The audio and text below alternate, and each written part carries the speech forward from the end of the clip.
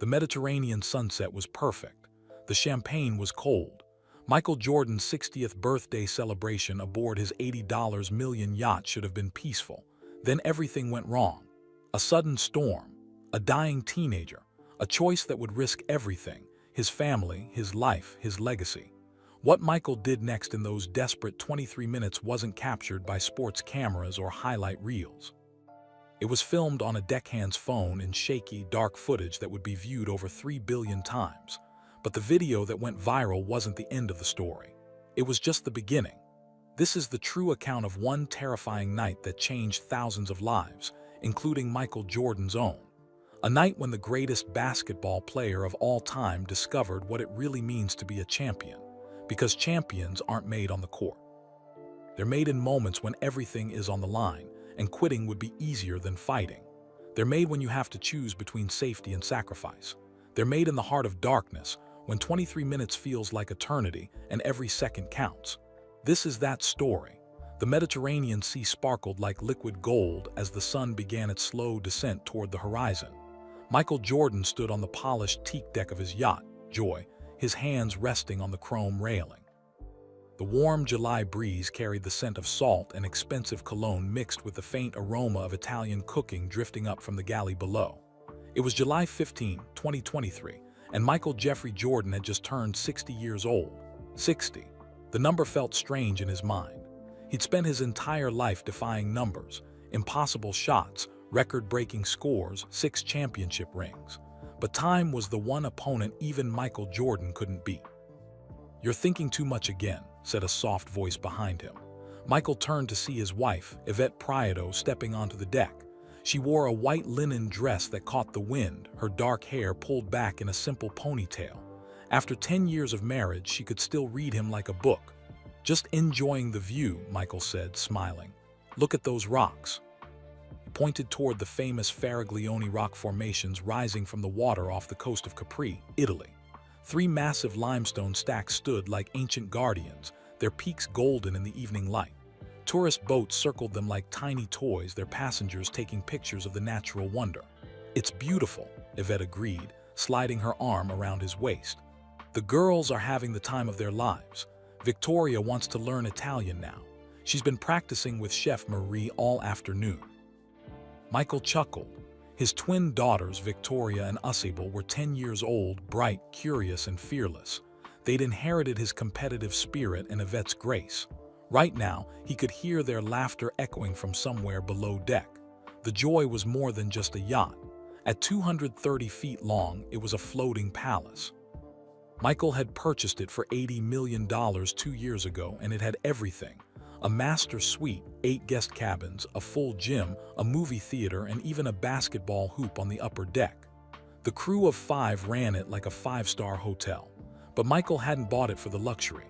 He'd bought it for moments like this: privacy, family, peace.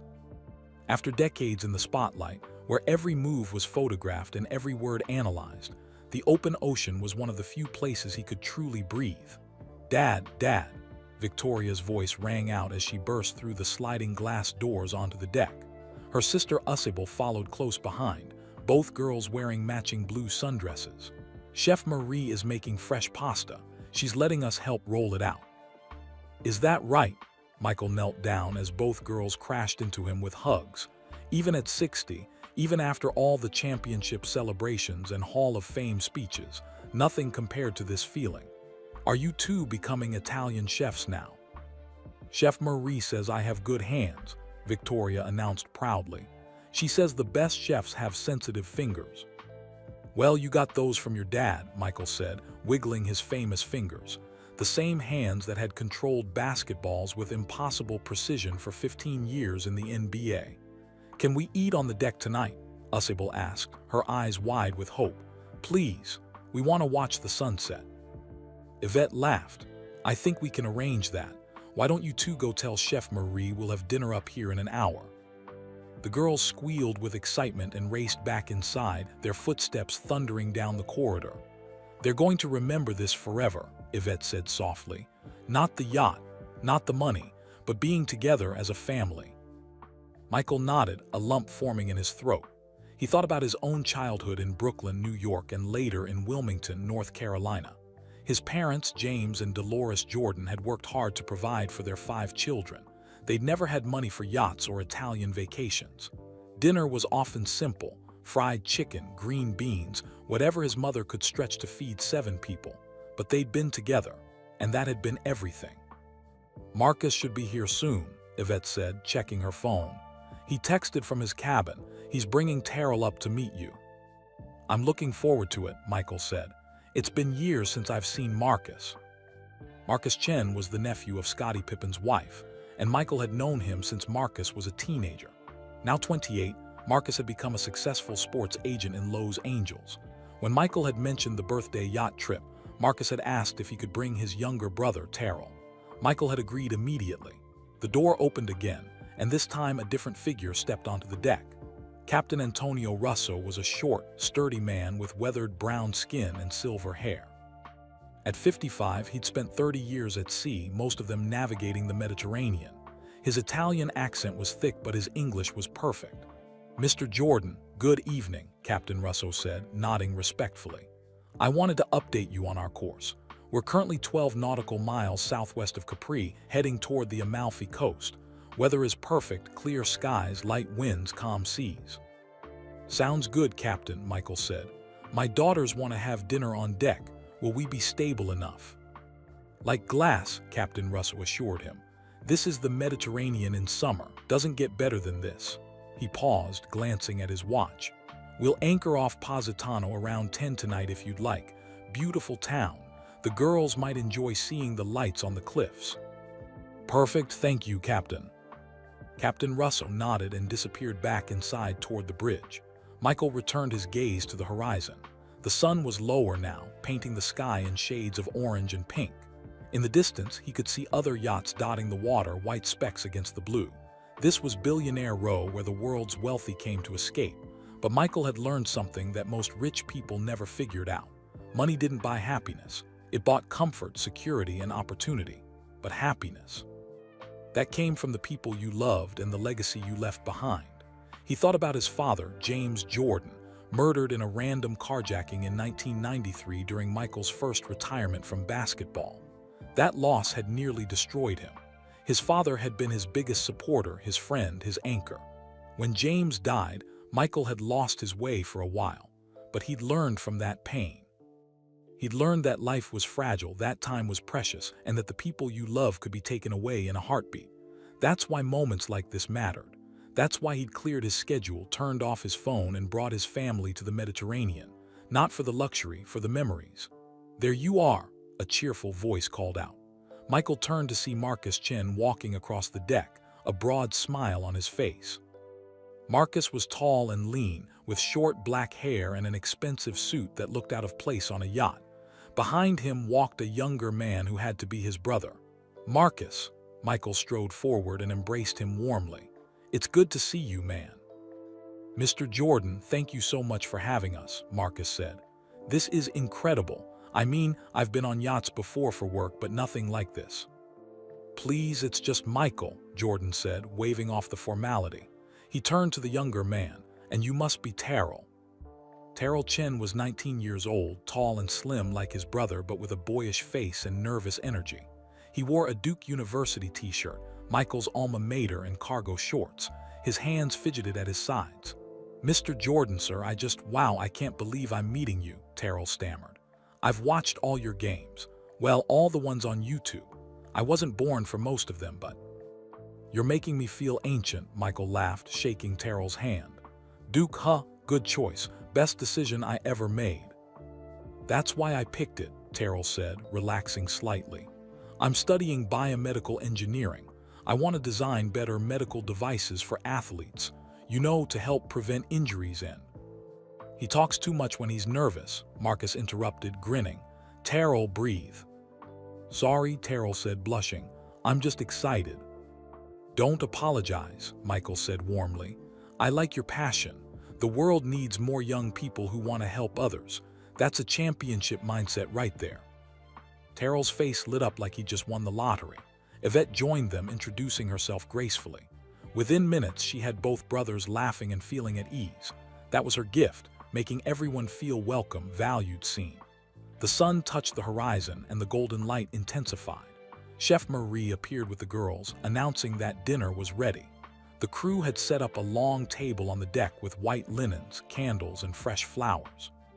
Plates of handmade pasta, grilled fish, roasted vegetables, and Italian bread covered the table.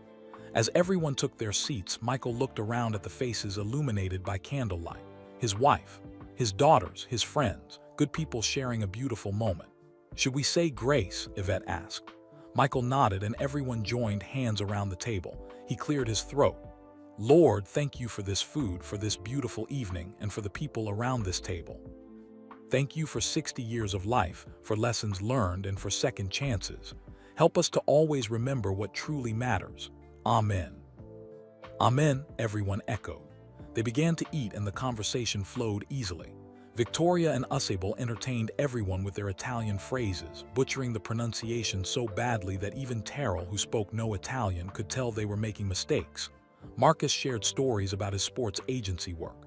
Yvette talked about her charity work in Charlotte.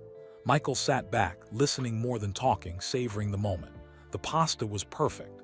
The fish was fresh. The wine was smooth. But more than any of that, the company was precious. As the meal wound down and dessert appeared, tiramisu and fresh fruit, the sky had transformed into deep purple streaked with orange. Stars were beginning to emerge. "This is the best birthday I've ever had," Michael said quietly. "You say that every year," Yvette teased. "And I mean it every year," he replied. Terrell was asking Victoria about school when he suddenly paused mid-sentence, his hand going to his chest. His face twisted slightly. "You okay, little brother?" Marcus asked. Yeah, Terrell said, rubbing his sternum. "Just heartburn or something, that rich food." "Chef Marie's cooking will do that," Michael joked. "Best problem to have." Everyone laughed and the moment passed. The crew cleared the table as the group moved to the lounge chairs on the deck. The yacht's lights created a warm glow and soft music played from hidden speakers. The sea was perfectly calm, the yacht barely moving. Michael held Yvette's hand and watched his daughters lying on their backs, pointing at stars and making up constellations. Marcus and Terrell sat nearby, talking quietly. This was what success really looked like, Michael thought. Not trophies in a case. Not money in a bank, but peace, love, connection. He closed his eyes and breathed deeply, committing every detail to memory. The sound of footsteps made him open his eyes. Captain Russell was approaching across the deck, and something about his expression made Michael's stomach tight. The captain's usual calm demeanor was gone. His jaw was set, his eyes concerned. He held a tablet in his hand, the screen glowing blue. "Mr. Jordan," Captain Russell said quietly so the others wouldn't hear. "We have a situation developing. I need to speak with you privately." Michael glanced at his family, then back at the captain. The worry in Russell's eyes was unmistakable. "What kind of situation?" Michael asked, standing. Captain Russell looked at the peaceful scene, the happy family, the calm sea, the perfect evening, and Michael saw something in his eyes that sent ice down his spine. Fear. "Mr. Jordan," the captain said, his voice dropping to barely a whisper, "we have a serious problem, and we need to make a decision right now." Captain Antonio Russo's weathered face looked pale in the yacht's deck lighting. Michael Jordan followed him away from the dinner table, out of earshot of his family. The captain's hands gripped his tablet tightly, knuckles white against the dark case. "What's going on, Captain?" Michael asked, keeping his voice low and steady. Years of pressure-filled fourth quarters had taught him to stay calm when others panicked. Captain Russell pulled up a weather map on his tablet. Swirling colors, reds, oranges, yellows, covered the screen in an angry spiral pattern. Michael didn't need to be a sailor to know those colors meant trouble. "This formed in the last 3 hours," Russell said, pointing to the spiral. "It's called a medicane, a Mediterranean cyclone. They're rare, especially in July. The weather satellites didn't predict this. Nobody saw it coming." "How bad?" Michael asked. "Bad enough. Wind speeds are already at 60 miles per hour and climbing. These storms are like small hurricanes. They develop fast, hit hard, and can be extremely dangerous for vessels our size." Michael looked out at the calm, dark water surrounding the yacht. The gentle rocking felt peaceful, safe. It was hard to believe a storm was brewing anywhere nearby. "Where is it now?" "About 40 miles northeast and moving southwest," Russell said.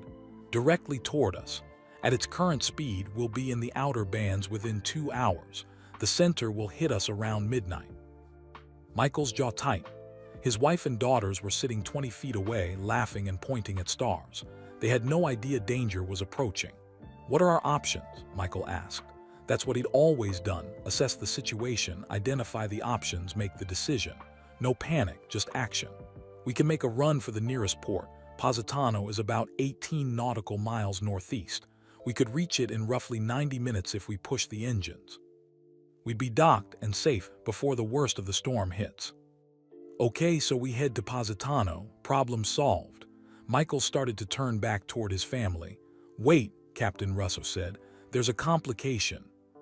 Something in the captain's tone stopped Michael cold. He turned back. "What complication?" "It's the young man, Terrell, your guest. He's below deck right now in the medical bay. First mate Paolo found him doubled over in his cabin about 10 minutes ago. He's experiencing severe chest pain, shortness of breath, and dizziness." Michael's stomach dropped. "How severe?" "Severe enough that I called our ship's medical consultant via satellite. Based on the symptoms, they believe it could be a cardiac event. His heart." "He's 19 years old," Michael said, his mind racing. "Kids don't have heart attacks." "They do if they have underlying conditions," Russo said grimly. "Genetic problems, birth defects, things that don't show symptoms until something triggers them. The consultant says he needs a hospital with cardiac specialists, immediately." "Then we get him to a hospital.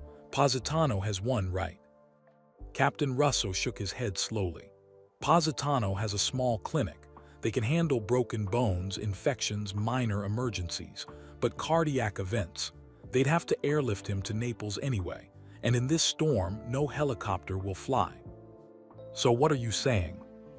"Naples has one of the best cardiac hospitals in southern Italy, Cardarelli Hospital.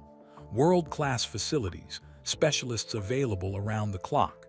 It's where they'd take him anyway." "How far is Naples?" 40 nautical miles northwest from our current position." Michael understood immediately. His hands clenched into fists at his sides. "Northwest, directly into the storm." "Yes, sir." "And if we go to Positano, what happens to Terrell?" Captain Russo's silence was answer enough. Michael looked back at the dinner table. He could see Marcus laughing at something Victoria was saying. Marcus had no idea his younger brother was in the medical bay, possibly dying. Yvette was braiding Usable's hair, peaceful and content. "How dangerous is it?" Michael asked. "Going through the storm to Naples. Give it to me straight, Captain." Russo took a deep breath. "Mr. Jordan, I've been sailing for 30 years. I've been through hurricanes, typhoons, and 3 other Medicanes. The Joy is a strong vessel, well built, and my crew is experienced. But sailing into a storm like this," he paused, "it's risky. Waves could reach 20 feet or higher. The yacht could take serious damage. In a worst-case scenario, we could capsize." "Could we lose the yacht?" "Yes." "Could we lose lives?" Another pause. "Yes." Michael turned away, his mind working through the problem like he used to work through defensive schemes. The math was brutal. Going to Positano meant almost certain safety for his family but possible death for Terrell.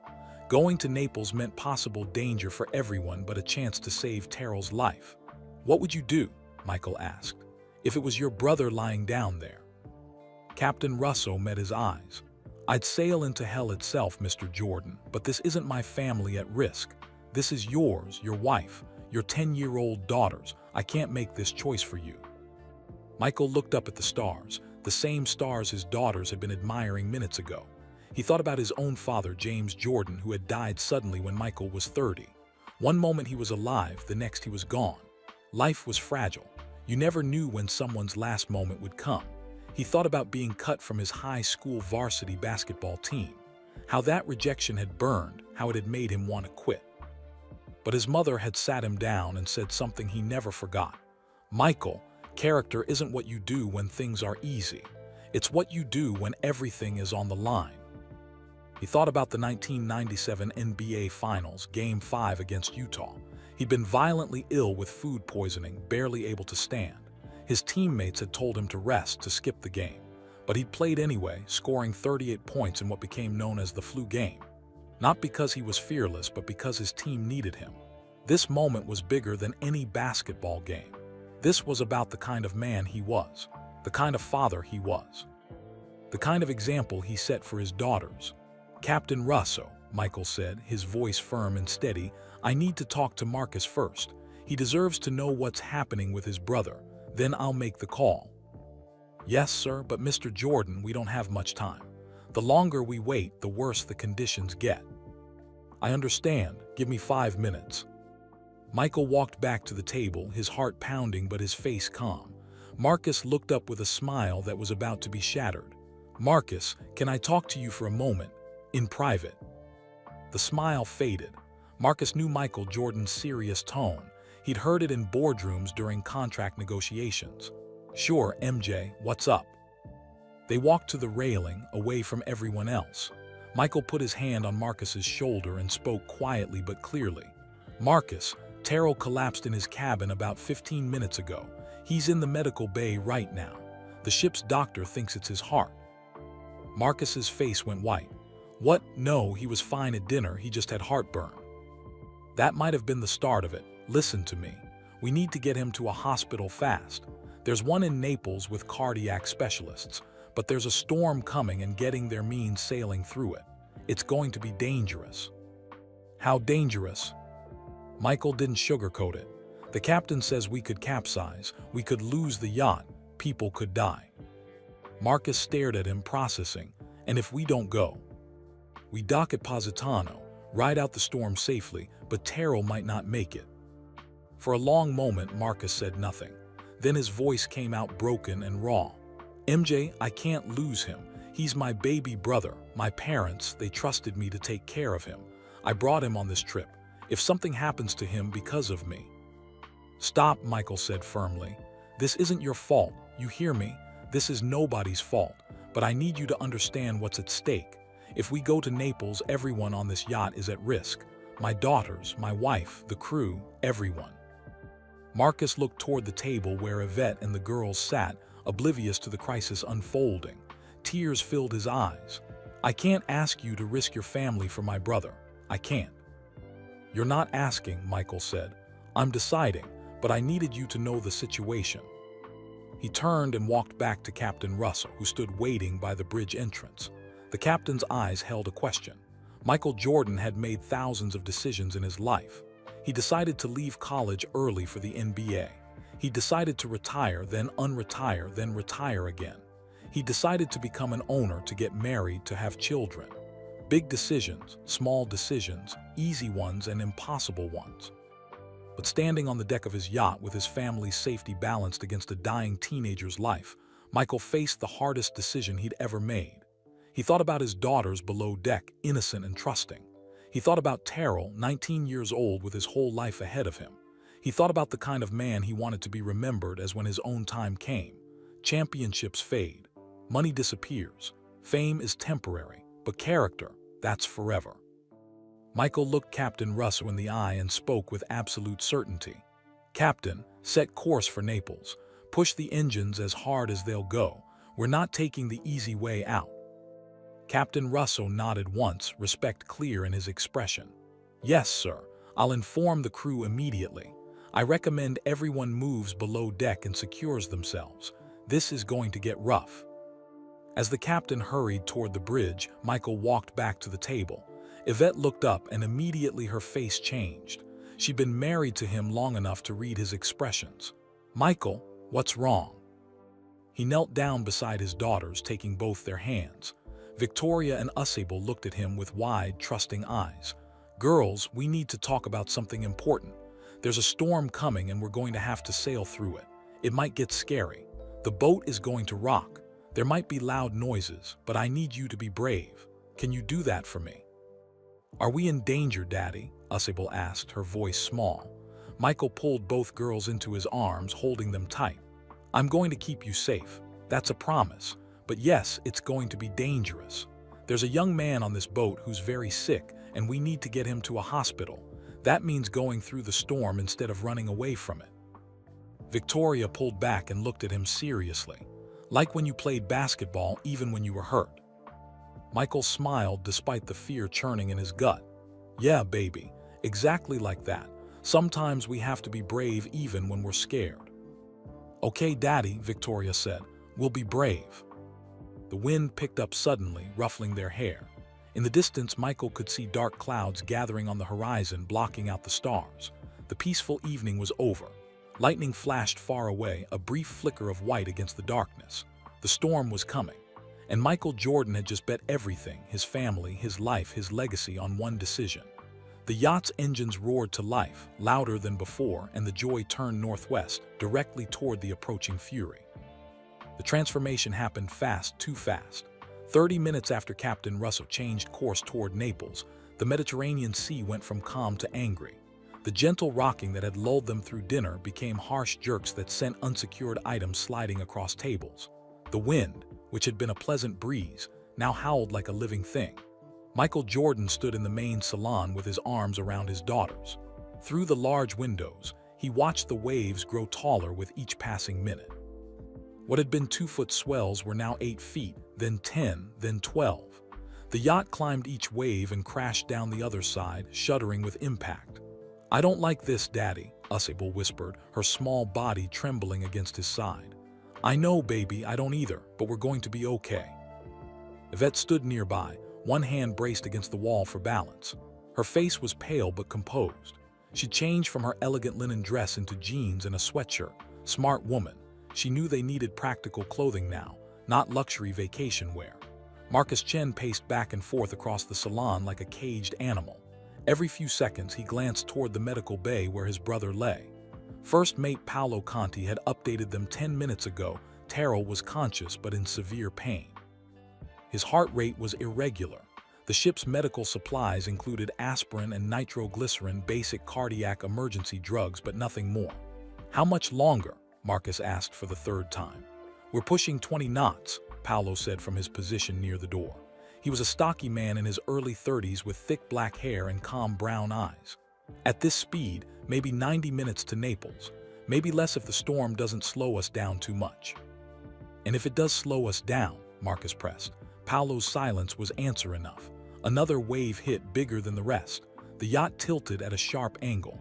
Victoria screamed as she slid across the leather couch. Michael caught her before she fell, pulling both girls close. Everybody needs to sit down and hold on, Paolo said firmly. The captain says the outer bands of the Medicane are here. It's going to get worse before it gets better. How much worse? Yvette asked.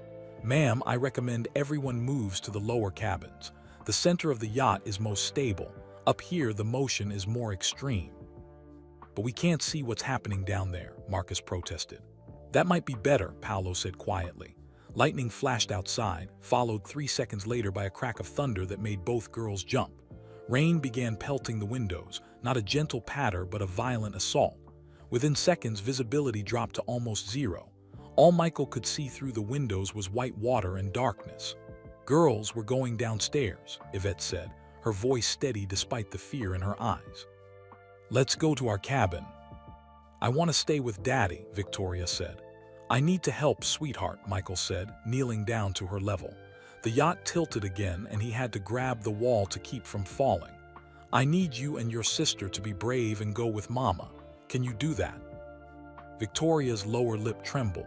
She was only 10 years old and her world was literally tilting around her, but she nodded.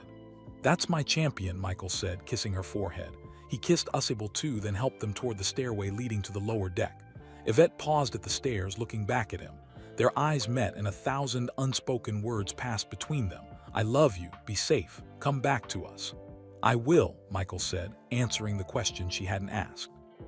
Then she was gone, shepherding their daughters down into the bowels of the yacht. Michael turned to Paolo. Take me to Terrell. Mr. Jordan, you should really. Now, they made their way down a different corridor, using the railings to steady themselves as the yacht pitched and rolled. The medical bay was a small room with a single bed, cabinets full of supplies and monitoring equipment. Terrell lay on the bed, his face gray and sweating. His Duke t-shirt was soaked through. Chef Marie Dubois stood beside the bed, pressing a cold cloth to Terrell's forehead. Marie was a 45-year-old French woman with short red hair and steady hands. Michael had hired her 2 years ago after eating at her restaurant in Paris. She was the best chef he'd ever met. "How is he?" Marcus asked, rushing to his brother's side. "His pulse is weak," Marie said in her thick French accent. "But it is there. He is fighting." Terrell's eyes fluttered open. "Marcus," his voice was barely a whisper. "I'm here, little brother, I'm right here." "I'm sorry, I didn't know something was wrong with me." "Don't apologize. Don't you dare apologize. You're going to be fine. We're taking you to the best hospital in Naples." The yacht suddenly lurched violently to the left. Everyone grabbed for support. Terrell cried out in pain as he rolled on the bed. Marie caught him, holding him steady. "The waves are getting bigger," Paolo said, checking his radio. "Captain says we're seeing 15-foot swells now." Michael's phone buzzed in his pocket. A text from Yvette. "Girls are scared but okay. I love you." He typed back, "Love you too, stay in the cabin." Another massive wave hit. This time the impact was so violent that the lights flickered. For a terrifying moment, everything went dark. Then the emergency lighting kicked in, bathing everything in an eerie red glow. Paolo's radio crackled. Captain Russo's voice came through, tense and urgent. "All hands, this is the captain. We've lost primary power to the stabilization system. I repeat, stabilizers are offline. We are now at the full mercy of the sea. Everyone secure yourselves immediately." "What does that mean?" Marcus demanded. Paolo's face had gone pale. "It means the yacht can't automatically adjust to the waves anymore. We're going to feel every single movement of the water, and in waves like this." He didn't finish the sentence. He didn't need to. The yacht tilted sharply to the right, climbing up what felt like a mountain of water. For a moment they hung at the top, suspended. Through the small porthole window, Michael glimpsed the scene outside: massive waves, rain coming down in sheets, and lightning turning the world white for split seconds. Then they crashed down the other side. The impact threw Michael against the wall. His shoulder hit hard, pain shooting through his arm. Terrell screamed. Medical supplies flew off the shelves, bottles and bandages scattering across the floor. "We're taking on water," someone shouted from the corridor outside. Paolo keyed his radio. "Where?" "Main salon," came the response. "One of the windows cracked. Water is flooding in." "I need to go help," Paolo said. He looked at Michael. "Stay here, don't leave this room." He rushed out, leaving Michael, Marcus, Marie, and Terrell alone in the medical bay. The yacht rolled violently from side to side. Up, down, left, right. There was no pattern, no rhythm, just chaos. Michael braced himself against the wall, his mind racing. His daughters were somewhere below, terrified. His wife was trying to keep them calm. A teenager was dying in front of him. The yacht was taking on water. They were in the middle of a storm that nobody had predicted, sailing toward a hospital that was still an hour away. For the first time since he'd made the decision to sail into the storm, doubt crept into Michael's mind. Had he made the right choice? Should he have gone to Positano, kept his family safe, let fate decide Terrell's outcome? "Mr. Jordan," Terrell whispered. Michael moved to the bed, kneeling down beside the young man. "Yeah, I'm here. I heard what you did, sailing into the storm for me." Tears leaked from the corners of Terrell's eyes. "You shouldn't have, your daughters." "Don't," Michael said firmly. "Don't you dare tell me what I should or shouldn't have done. You're 19 years old. You have your whole life ahead of you. You're going to graduate from Duke. You're going to design those medical devices you told me about. You're going to help people. But first, you have to survive tonight." "I'm scared," Terrell admitted. "So am I," Michael said honestly. "I'm terrified, but being scared doesn't mean we give up. It means we fight harder." Lightning flashed closer now.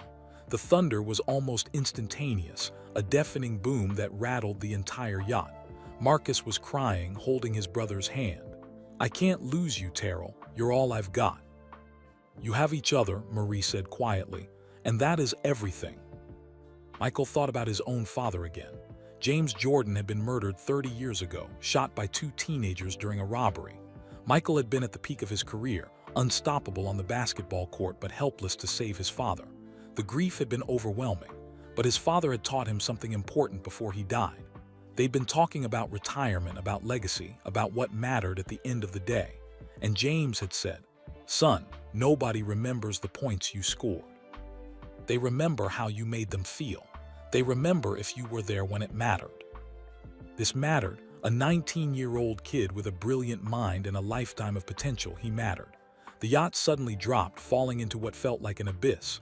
Michael's stomach lurched. They were in free fall for 1, 2, 3 seconds. Then they hit the bottom of the trough with a crash that sounded like an explosion. The lights went out completely. Total darkness. "Papa," Marie's voice came from somewhere in the black. "Paolo, someone." Michael pulled out his phone, using its flashlight. The pale glow revealed a scene of chaos, medical supplies everywhere, water seeping under the door, and Terrell on the bed, barely conscious. "The generator," Marcus said.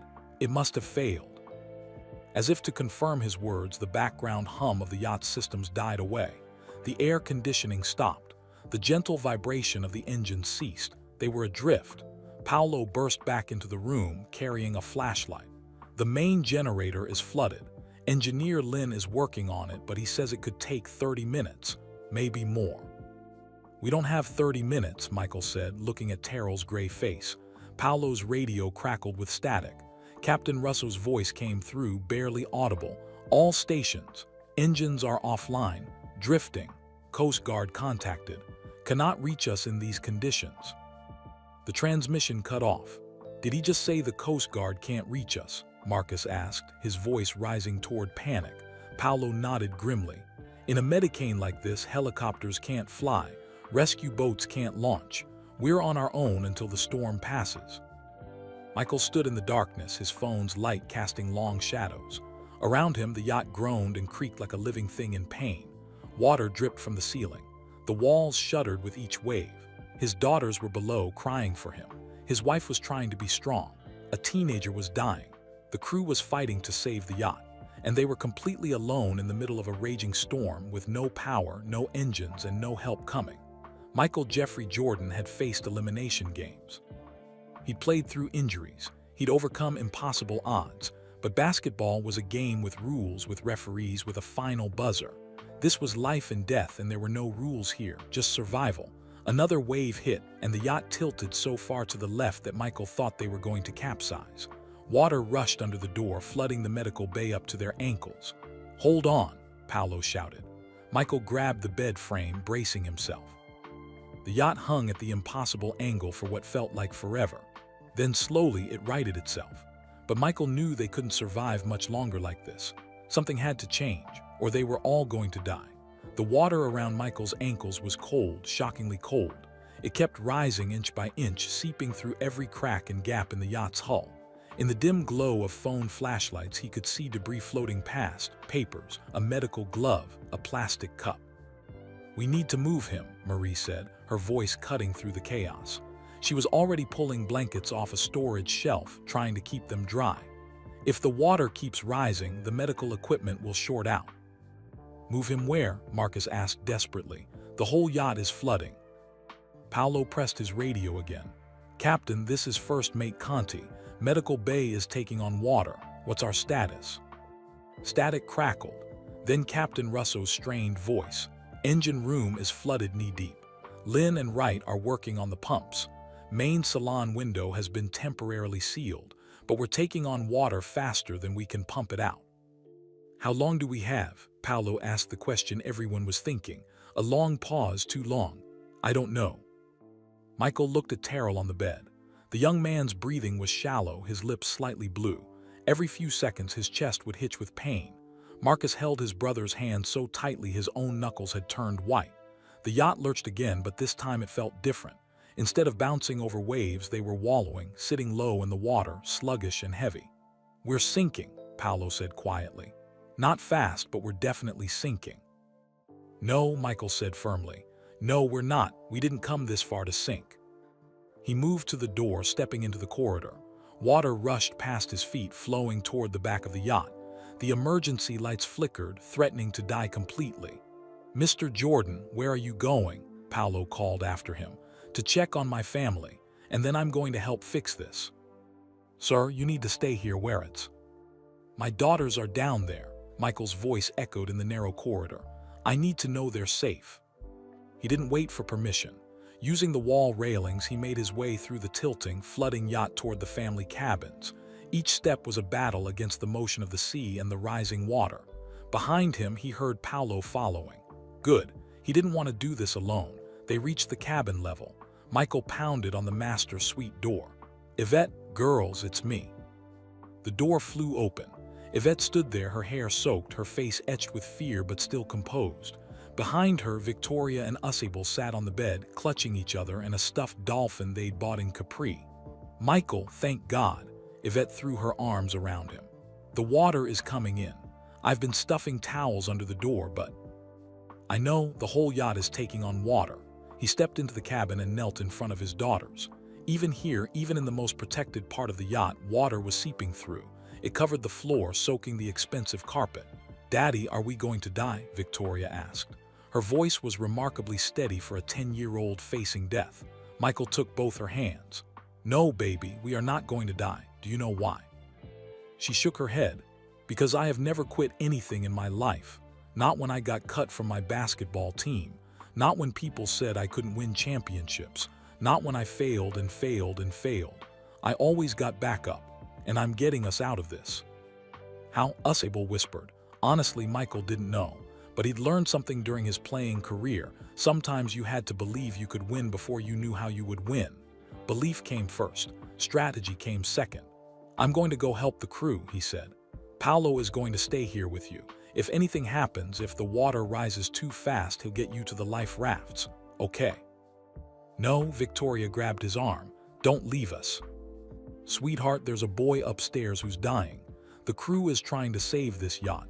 I have to help. I have to."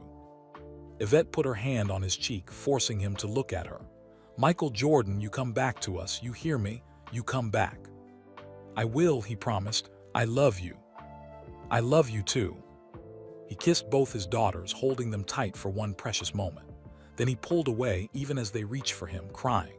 It was the hardest thing he'd ever done, walking away from his children when they were scared and begging him to stay. But Terrell needed him. The crew needed him. And his daughters needed their father to be the man he'd taught them to admire. Someone who helped others even when it was hard, even when it was scary. In the corridor, Paolo looked at him with new respect. "Mr. Jordan, you don't have to do this. You're a passenger. This isn't your responsibility." "Everyone on this yacht is my responsibility," Michael said.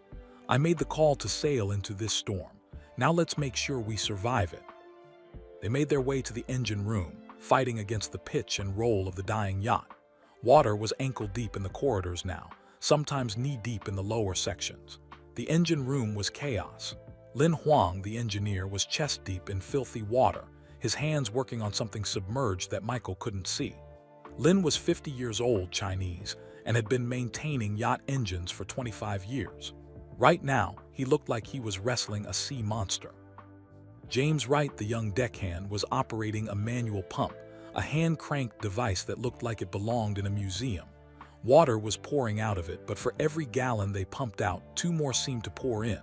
Captain Russo stood on a catwalk above the flooding, shouting instructions. When he saw Michael, his eyes widened. "Mr. Jordan, you shouldn't be here." "Where should I be?" Michael shouted back over the roar of water and wind. "Tell me what to do." The captain stared at him for a moment. Then something shifted in his expression. He'd spent his life commanding crews, giving orders, taking responsibility. But there was something about seeing a billionaire basketball legend standing in a flooding engine room, asking how he could help, that clearly moved him. "The backup generator," Russell shouted. "It's in the storage compartment behind you. If Lin can get the main generator running, we need the backup ready to take over if it fails again. Someone needs to check the fuel lines and prime the pump." "Show me how." For the next 20 minutes, Michael Jordan worked harder than he'd worked in any fourth quarter of his career. His hands, which had once controlled basketballs with impossible precision, now struggled with wrenches and fuel lines. His body, which had been pampered in retirement with personal trainers and massage therapists, was soaked and freezing and exhausted. But he didn't stop. James Wright, the 26-year-old deckhand, worked beside him. James was terrified. His hands shook as he operated the pump, but he kept going. "You played in the '97 finals with food poisoning, right?" James asked between pump strokes. "The flu game." "Yeah," Michael grunted, wrestling with a stubborn bolt. "How did you do it? How did you play when you were that sick?" Michael paused, thinking. "I remembered that my teammates needed me. That sometimes you have to push through pain because other people are counting on you. It's not about being tough, it's about being there. I'm scared, Mr. Jordan, James admitted. Me too, but we keep pumping, we keep working, we don't quit. A massive wave hit, and the yacht rolled so violently that both men lost their footing. Michael plunged into the filthy water, going completely under. His lungs burned as he fought back to the surface, gasping. Strong hands grabbed him. Captain Russo had climbed down from the catwalk and pulled him up. "I've got you." Michael coughed, spitting out seawater that tasted of oil and rust. "Thanks." "No, Mr. Jordan, thank you. I've had billionaires on my yacht before. They hide in their cabins during rough weather. They complain about the service. But you," Russo's voice cracked with emotion, "you're down here with us fighting." Lin Huang suddenly shouted something in Chinese. Then in English, "I've got it. The main line is clear." "Start the generator," Captain Russo ordered. Lin hit a switch. For a moment, nothing happened. Then deep in the machinery, something rumbled. The rumble became a roar. Lights flickered on throughout the yacht, not full power, but enough. The engines coughed to life. A cheer went up from everyone in the engine room, but their celebration was short-lived. Paolo's voice crackled over the radio, urgent and terrified. "Captain, Medical Bay, Terrell has stopped breathing. He has no pulse. We need help now." Michael's blood turned to ice. Without thinking, he sprinted toward the door. His feet slipped on the wet floor and he crashed hard against the wall. Pain shot through his ribs, but he kept going, climbing stairs, running through corridors.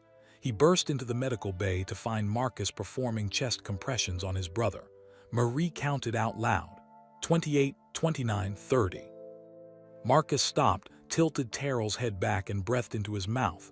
2 rescue breaths, then back to compressions. "How long?" Michael demanded. 2 minutes, Marie said, her voice shaking. "No pulse, no breathing." Michael moved to the other side of the bed. "Let me take over compressions. You're exhausted." Marcus looked up at him with eyes full of despair. "He's gone, MJ, he's gone." "He's not gone until I say he's gone," Michael said fiercely. "Move." Marcus stepped aside and Michael positioned his hands on Terrell's chest. He'd taken a CPR class years ago for a charity program, but he'd never imagined actually using it. He pressed down hard and fast. 1, 2, 3, 4. "Come on, kid," he muttered. 10, 11, 12. The yacht rolled, but Michael braced himself, never breaking the rhythm. 20, 21, 22. He thought about his daughters watching him. He thought about the man he wanted to be. He thought about Terrell's dreams of designing medical devices, of helping athletes, of making a difference. 28, 29, 30. Marie gave 2 rescue breaths. Michael started again. 1, 2, 3. "Mr. Jordan," Paolo said gently from the doorway. "It's been 5 minutes, maybe." "No," Michael said. 1, 2, 3. "We don't quit, we never quit." 10 minutes of CPR. Michael's arms were on fire. Sweat poured down his face, mixing with seawater. His shoulders screamed in agony. "Michael, please," Marcus begged. "You're killing yourself. He's gone." 15 minutes. The yacht was still pitching violently. The generator was running, but barely. Water continued to seep in. 20 minutes. Michael's vision blurred. His breath came in ragged gasps, but he didn't stop, couldn't stop. Captain Russo appeared in the doorway. "Mr. Jordan, we're approaching Naples Harbor. Coast Guard is sending a boat to meet us, but we need everyone at emergency stations." Michael didn't respond, just kept pressing. 1, 2, 3, 4, 23 minutes. 23, his jersey number, the number that had defined his career. "Come on, Terrell," Michael whispered. "Your story isn't over, you hear me? You're not done yet. You're going to graduate from Duke. You're going to help people, you're going to live, but you have to fight. Fight." He pressed down hard on the 23rd compression, and Terrell gasped. His eyes flew open, his chest heaved. A weak, thready pulse fluttered in his neck. "He's back," Marie shouted. "He has a pulse." Marcus collapsed to his knees, sobbing. Michael stumbled backward, his legs giving out. He sat heavily on the floor, his entire body shaking. Terrell was breathing, weak, barely, but breathing. "Medical team is standing by at the dock," Captain Russo said into his radio. "Patient is critical but alive." Through the porthole window, Michael could see lights, beautiful, blessed lights. The city of Naples glowing in the darkness. They'd made it. Lynn's voice came over the speaker system. "Generator is stable. Engines are holding. We're going to make it." Michael looked up at the ceiling, tears streaming down his face. They were going to make it. The lights of Naples grew brighter through the rain-streaked windows. Michael Jordan sat on the floor of the medical bay, his back against the wall, every muscle in his body screaming. His hands were raw and bleeding from the CPR compressions. His shoulder throbbed where he'd hit the wall. His ribs ached with each breath. But Terrell Chen was alive. The young man lay on the bed, an oxygen mask over his face, his chest rising and falling in shallow but steady breaths. Marie had hooked him up to a portable heart monitor that beeped irregularly but persistently. Each beep was a small miracle. Marcus sat beside his brother, holding his hand and crying quietly. He hadn't let go since Terrell had gasped back to life. "Thank you," Marcus whispered, looking at Michael. "Thank you for not giving up on him." Michael nodded, too exhausted for words. Through the porthole, he could see the storm still raging outside, but they were getting closer to the harbor. The yacht's engines coughed and sputtered but kept running. Lin Huang had performed his own miracle down in that flooded engine room. Captain Russo appeared in the doorway, looking 10 years older than he had at dinner. His uniform was soaked, his face haggard, but his eyes were sharp and focused. "Mr. Jordan, the Coast Guard escort boat has reached us. They're guiding us into the harbor. Ambulances are waiting at the dock. We'll have Terrell at Cardarelli Hospital in 15 minutes. "My family?" Michael asked. "Safe. First Mate Conti is with them. Your daughters are asking for you." Michael tried to stand, but his legs wouldn't cooperate. His body had finally hit its limit. Captain Russo moved quickly, helping him to his feet. "Easy, sir. You've been through hell tonight." "We all have," Michael said. He made his way down to the family cabin, using the walls for support. The water level had stopped rising. The pumps were finally winning the battle, but the yacht looked like a disaster zone. Broken glass, scattered belongings, water damage everywhere. His $80 million floating palace was destroyed, and Michael didn't care even a little bit. He opened the cabin door. Yvette looked up from where she sat on the bed with their daughters. All three of them were pale, exhausted, and soaking wet, but they were alive. "Daddy!" Victoria and Usable launched themselves at him. Michael caught them, nearly falling backward from the impact. He held them so tight it probably hurt, but they didn't complain. They just held on, the three of them crying together. "You came back," Victoria sobbed into his chest. "I promised, didn't I?" Michael said, his voice breaking. "I always keep my promises to you." Yvette joined the embrace, wrapping her arms around all three of them. For a long moment, the Jordan family stood there in the ruined cabin, holding each other while the storm raged outside. "Is Terrell okay?" Yvette asked quietly. "He's alive. Barely, but alive. We're almost at the hospital." "You saved him," she said. "We all saved him. Captain Russo, Lynn, Marie, everyone. We saved each other." The yacht's engines changed pitch. Through the window, Michael could see they were entering the protected waters of Naples Harbor. The waves were smaller here, the motion less violent. Within minutes, the yacht bumped gently against the dock. The next 30 minutes were controlled chaos. Paramedics rushed aboard with a stretcher. They worked quickly, efficiently, stabilizing Terrell and loading him onto the stretcher. Marcus climbed into the ambulance with his brother. Before the doors closed, he looked back at Michael. "I'll never forget this," Marcus said. "Never." Then the ambulance was gone, sirens wailing as it raced through the wet streets of Naples toward the hospital. More emergency workers came aboard to assess the yacht's damage and check everyone for injuries. Michael's daughters were examined by a doctor who declared them cold and scared but physically fine. Yvette had some bruises. Michael had cracked ribs, a badly bruised shoulder, and hands that would need stitches. He refused treatment until everyone else had been checked. James Wright, the young deckhand, sat on the dock with his head in his hands. He was shaking, probably in shock. Michael walked over and sat down beside him. "You did good tonight, James." James looked up, his eyes red. "I was so scared, Mr. Jordan. I almost quit. When the water started rising, I wanted to just run to a lifeboat and jump. But you didn't, you stayed. You pumped water, you fought." "Because you were there," James said. "If Michael Jordan wasn't giving up, how could I?" "You stayed because you have courage," Michael corrected. "That was already inside you. You just needed a reason to find it." James pulled out his phone. Miraculously, it had survived in a waterproof case. "Mr. Jordan, I recorded some of tonight. The storm, the rescue, you doing CPR on Terrell. I hope that's okay. I was documenting the trip for social media and I kept filming. Michael's first instinct was anger.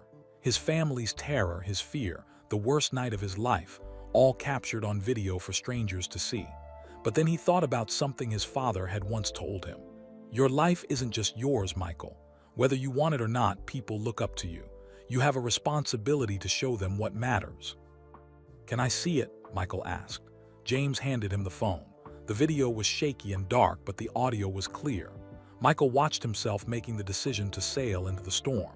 He watched himself doing CPR for 23 minutes, sweat pouring down his face, refusing to quit even when everyone else had given up hope.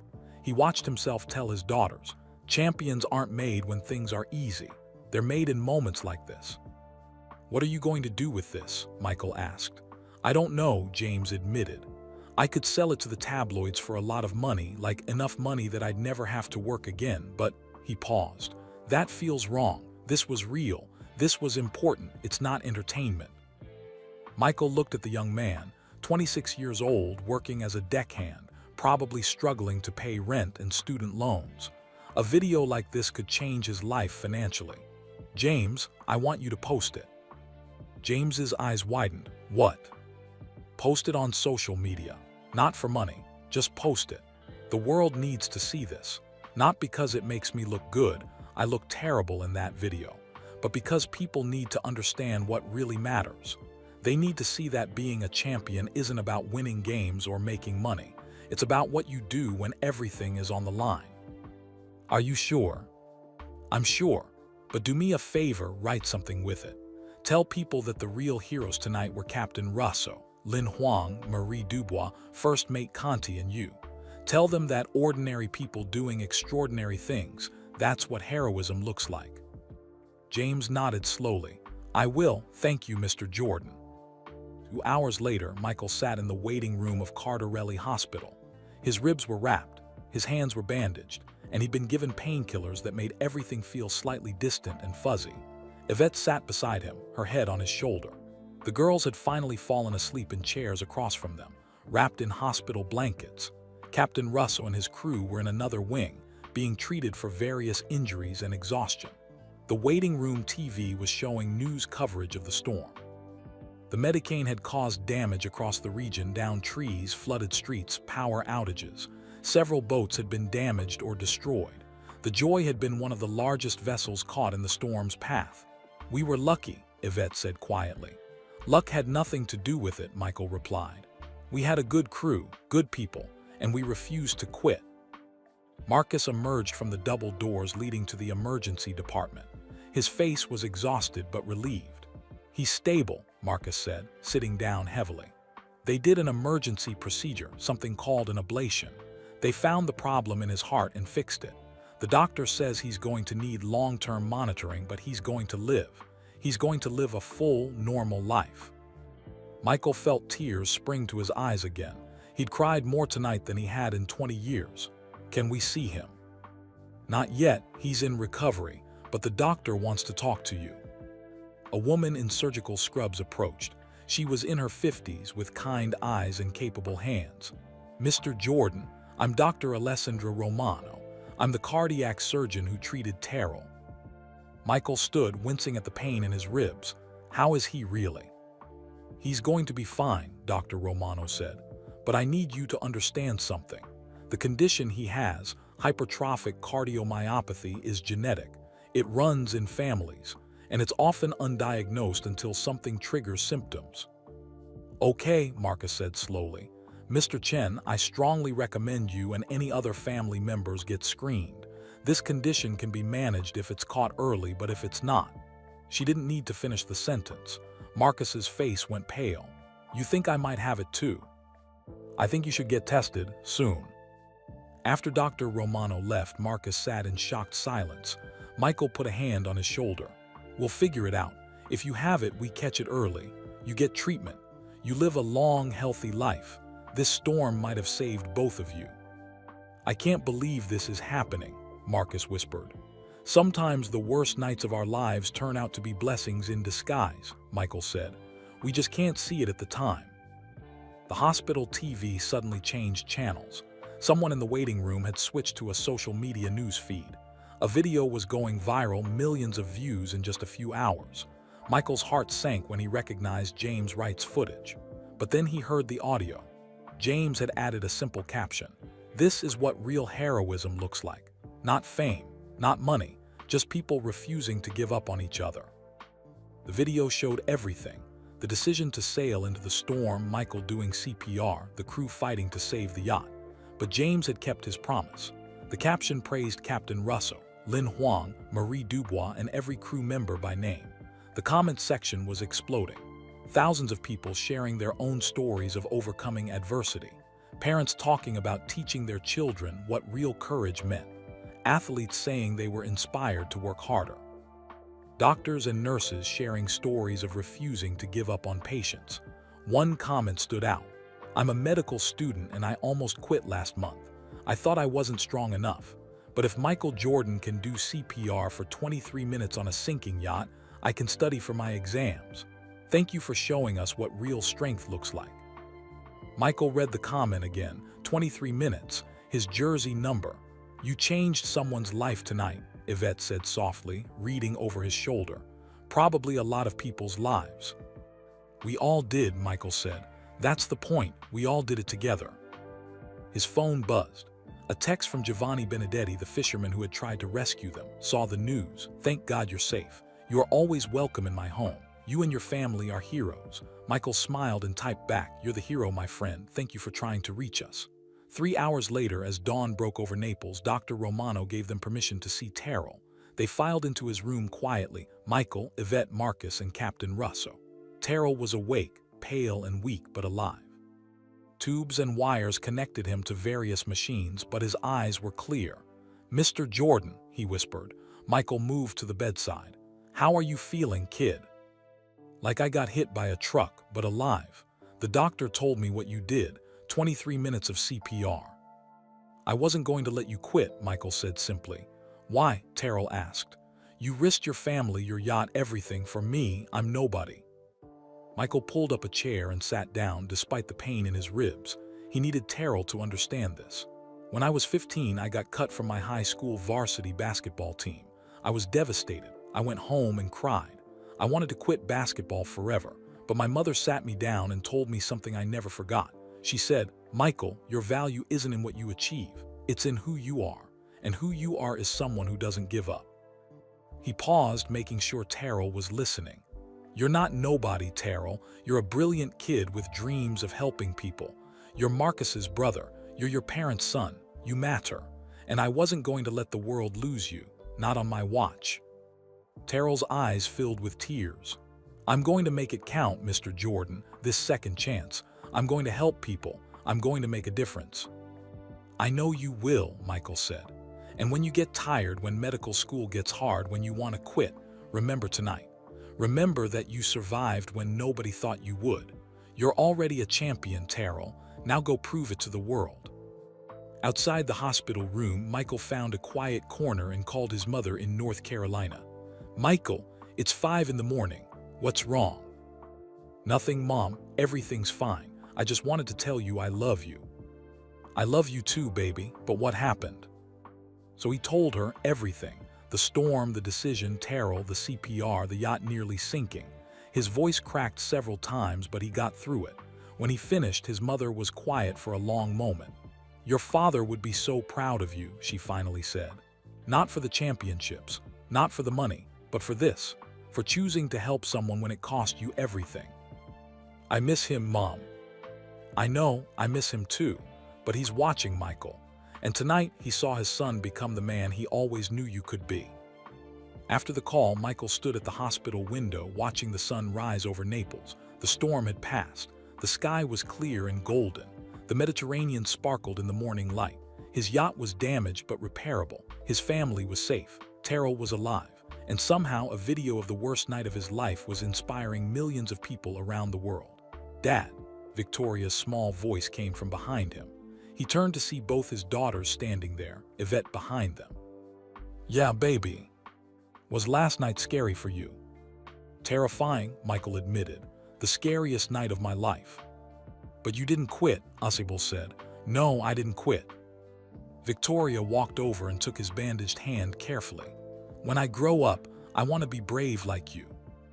Michael knelt down, ignoring the pain, and looked both his daughters in the eyes. "You already are brave. You were brave last night.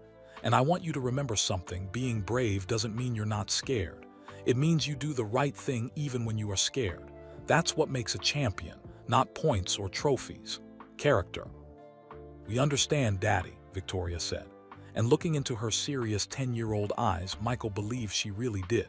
3 days had passed since the storm. 3 days of hospital visits, insurance calls, and endless media requests. Michael Jordan had turned down every single interview except one, a brief statement to an Italian television station thanking the crew, the doctors, and the people of Naples. Now he stood on the dock in Naples Harbor, looking at the joy. The yacht sat lower in the water than it should, listing slightly to one side. Workers swarmed over it, assessing damage, pumping out remaining water, and beginning repairs. "She'll sail again," Captain Antonio Russo said, walking up beside him. The captain had a bandage on his forehead and moved stiffly, but his spirit seemed intact. "It will take time and money, but she's a strong vessel. She survived." "We all survived," Michael said. "Because of you, Mr. Jordan. You made the hard choice. You sailed into the storm when you could have run away." Michael shook his head. "I made a choice, but you and your crew executed it. Lynn got those engines running. You navigated us through the worst of it. Marie kept Terrell stable. We all did it together." Captain Russell was quiet for a moment. Then he said, "I've been sailing for 30 years. I've transported princes, presidents, billionaires. They pay well and they demand perfection. But none of them would have done what you did, come down to the engine room and work beside us. Risk everything for a stranger." Terrell wasn't a stranger. He was someone's brother, someone's son. That made him family. A black SUV pulled up to the dock. Giovanni Benedetti climbed out, his weathered face breaking into a huge smile. The fisherman had visited the hospital twice already, bringing fresh fish and homemade bread for everyone. "Michael, my friend," Giovanni embraced him warmly. "I came to see your beautiful yacht. Even wounded, she is magnificent." "Not as magnificent as the Santa Maria," Michael said. "You tried to reach us, Giovanni. You sailed toward danger to help strangers." "Not strangers," Giovanni corrected. "You are Michael Jordan. You taught me to never give up. How could I not try to help when you needed it?" They walked along the dock together, Giovanni talking animatedly about the storm, about his own close call with the rough seas, about how his sons had been terrified he wouldn't come home. "But I told them," Giovanni said, "Michael Jordan is out there. If he does not give up, neither do I." "You know," Michael said, "I spent my whole career trying to be the best basketball player. I wanted to win championships, break records, be remembered. But none of that compares to this, to knowing that something I did inspired you to be a better person." "You did more than inspire me," Giovanni said seriously. "You changed how I see life. After I watched you play, after I saw you overcome injuries and losses and criticism, I realized something. Success is not about never falling down. It is about getting back up every time." They reached the end of the dock. The Mediterranean stretched out before them, calm and blue under the Italian sun. It was hard to believe this peaceful water had tried to kill them just days ago. "Giovanni," Michael said, "I want to do something for you. You risked your life to try to save us." "No, no," Giovanni protested. "I need nothing. Knowing you are safe is enough." "Let me finish," Michael smiled. "I'm buying you a new fishing boat, state-of-the-art with the best safety equipment, medical supplies, and rescue gear, so you can keep fishing, keep supporting your family, and maybe help save other lives." Giovanni's eyes filled with tears. "Michael, I cannot accept." "Yes, you can. I'm calling it the 23 after my jersey number. And there's only one condition. You teach young fishermen how to be as brave and generous as you are." The Italian fisherman couldn't speak. He just embraced Michael, crying openly. Captain Russell watched them, his own eyes wet. "Mr. Jordan, you're going to make me believe in heroes again." "We're all heroes," Michael said. "Every person who refuses to give up on someone else.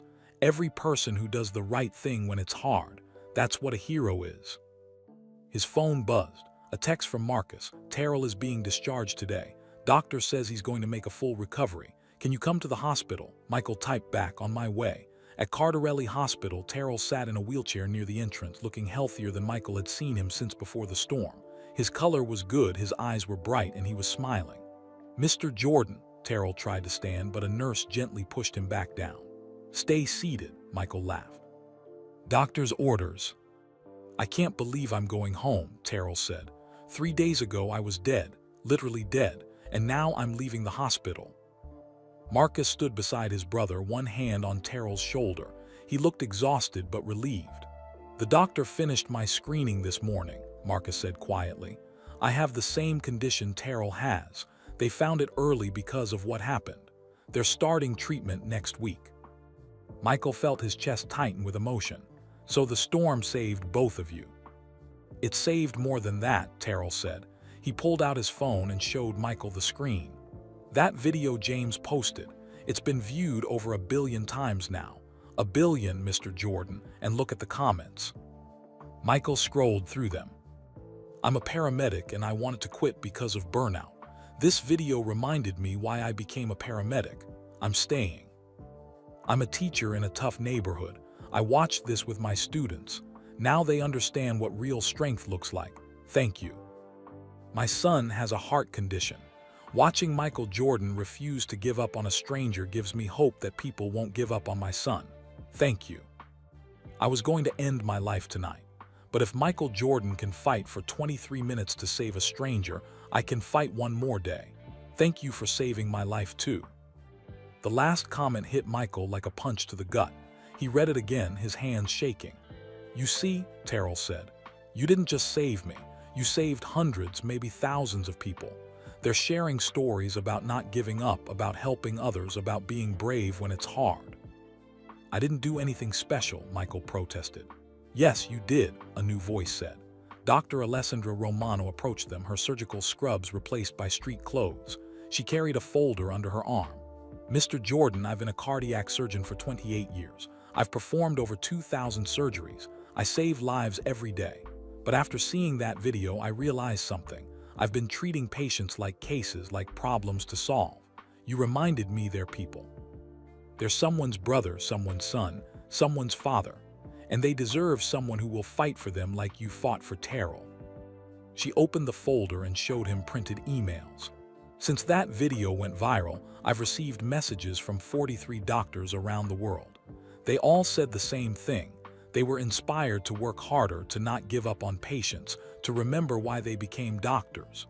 Mr. Jordan, you've changed how medicine is practiced." Michael sat down heavily on a nearby bench. This was overwhelming. He made a decision on a yacht 3 nights ago, a decision that had seemed simple at the time. Help a dying kid, don't give up. And somehow that choice had rippled out into the world, touching lives he'd never meet, changing people he'd never know. "I just did what was right," he said quietly.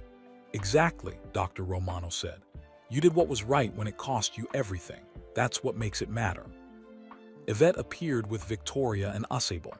The girls had spent the morning at a Naples Children's Museum, finally getting to enjoy some of the vacation that had been interrupted by catastrophe. "Terrell," Victoria ran up to him. "You look so much better." "I feel better," Terrell said, "thanks to your dad." "Daddy's a hero," Usable said matter-of-factly. "So are you," Terrell said. "You were brave during the storm, that takes courage." The girls beamed with pride. A hospital administrator approached nervously. "Mr. Jordan, I'm sorry to interrupt, but there are news crews outside. They've been here since yesterday, hoping to talk to you. Would you be willing to?" "No," Michael said firmly. "No interviews, this isn't about me." "But sir, they want to hear about." "They can read about it," Michael interrupted. "They can watch James's video, but I'm not turning this into a publicity stunt. A young man almost died. We survived a storm. That's the story, nothing more." The administrator nodded and backed away. "Thank you," Marcus said quietly, "for not making this about you, for keeping Terrell's privacy." "He's been through enough," Michael said. "He doesn't need cameras in his face." They wheeled Terrell out through a side entrance, avoiding the media circus out front. Giovanni had arranged for a private car to take the Chen brothers to the airport. They were flying back to the United States the next day. At the car, Terrell grabbed Michael's hand. His grip was weak but determined. "Mr. Jordan, I've decided what I'm going to do with my life." "Yeah, what's that?" "I'm going to be a cardiac surgeon, like Dr. Romano. I'm going to save lives like the doctors saved mine. And every single time I want to quit medical school, every time it gets hard, I'm going to remember that night on the yacht. I'm going to remember you doing CPR for 23 minutes, and I'm going to keep going." Michael felt tears sting his eyes for what felt like the 100th time in 3 days. "Then you'll save thousands of lives, Terrell. Thousands. And every one of those lives will be partly because of what happened on that yacht. You'll take that pain and turn it into purpose." "I will, I promise." Marcus embraced Michael one last time. "I don't know how to thank you. You gave me back my brother. You probably saved my life too by finding my heart condition. How do you thank someone for that?" "You don't," Michael said. "You pass it forward. You help someone else when they need it. You refuse to give up on people. That's all the thanks I need." The car pulled away, taking the Chen brothers toward their new futures, futures that almost ended on a sinking yacht in the Mediterranean. That evening, Michael and his family returned to a luxury hotel in Naples where they'd been staying while the yacht was assessed. The suite was beautiful, 5-star accommodations with views of Mount Vesuvius and the Bay of Naples. But Michael found himself on the balcony, unable to enjoy the luxury. His mind kept replaying the storm, the flooding engine room, Terrell's lifeless body, those 23 minutes of CPR. "You're thinking too much again," Yvette said, stepping onto the balcony beside him. "Can't help it." "What are you thinking about?" "About how close we came to dying.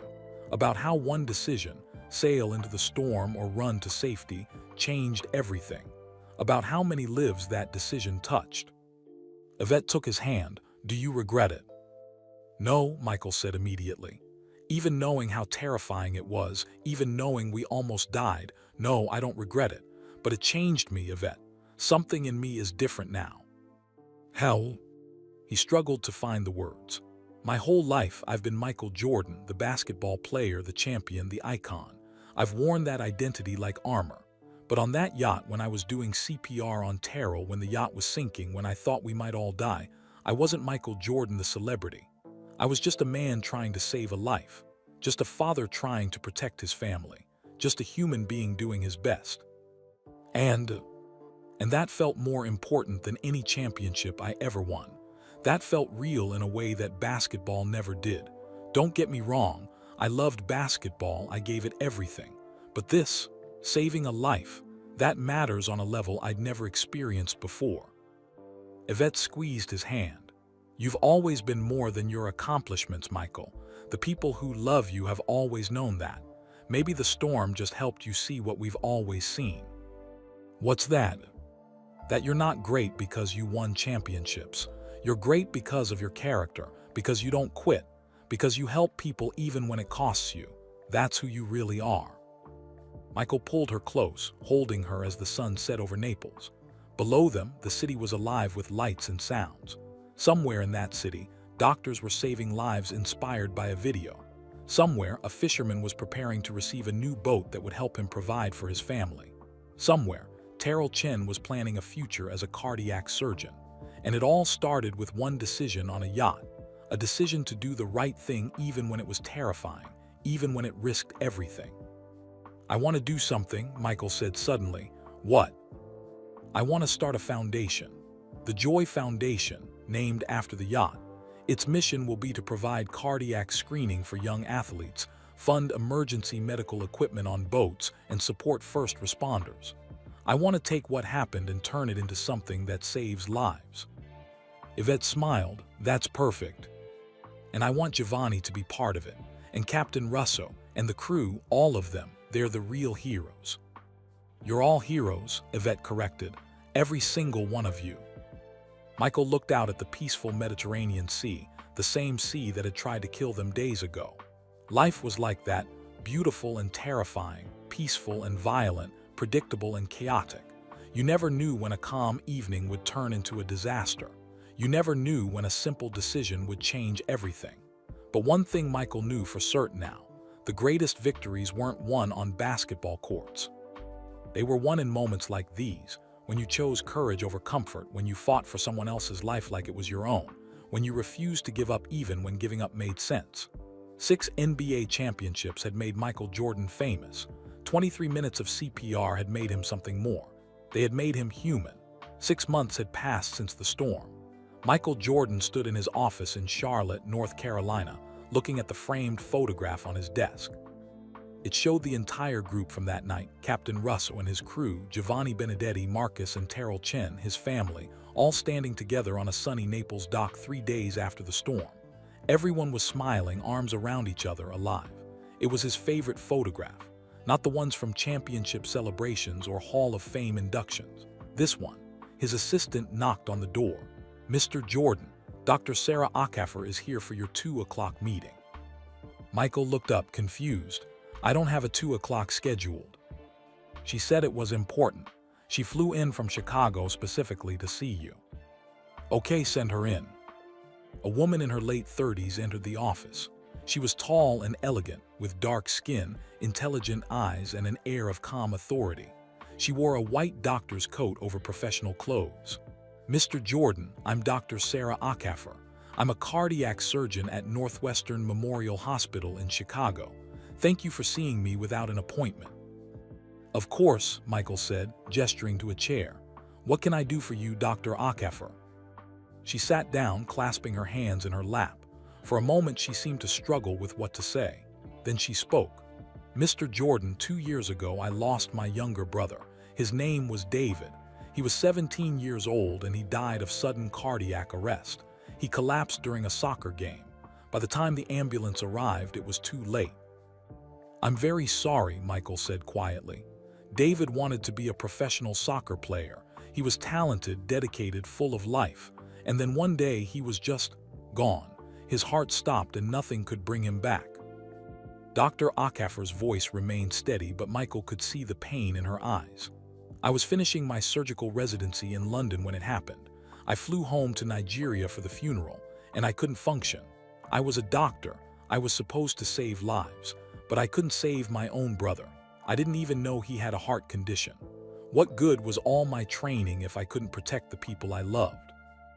Michael nodded, understanding that grief. He'd felt the same way when his father was murdered. "I fell into a deep depression," Dr. Ackafer continued. "I stopped sleeping, stopped eating properly. I questioned everything, why I became a doctor, whether I was making any difference, whether anything mattered. My colleagues tried to help, but I pushed them away. I convinced myself that I was a failure."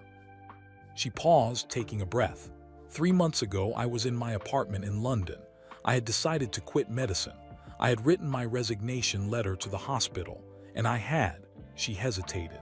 "I had written a suicide note to my family. I had a bottle of pills. I was going to end my life because I couldn't live with the pain of losing David." Michael's chest tightened. He leaned forward, listening intently. "I was sitting there with the pills, ready to take them when my phone buzzed. A friend had sent me a link to a video.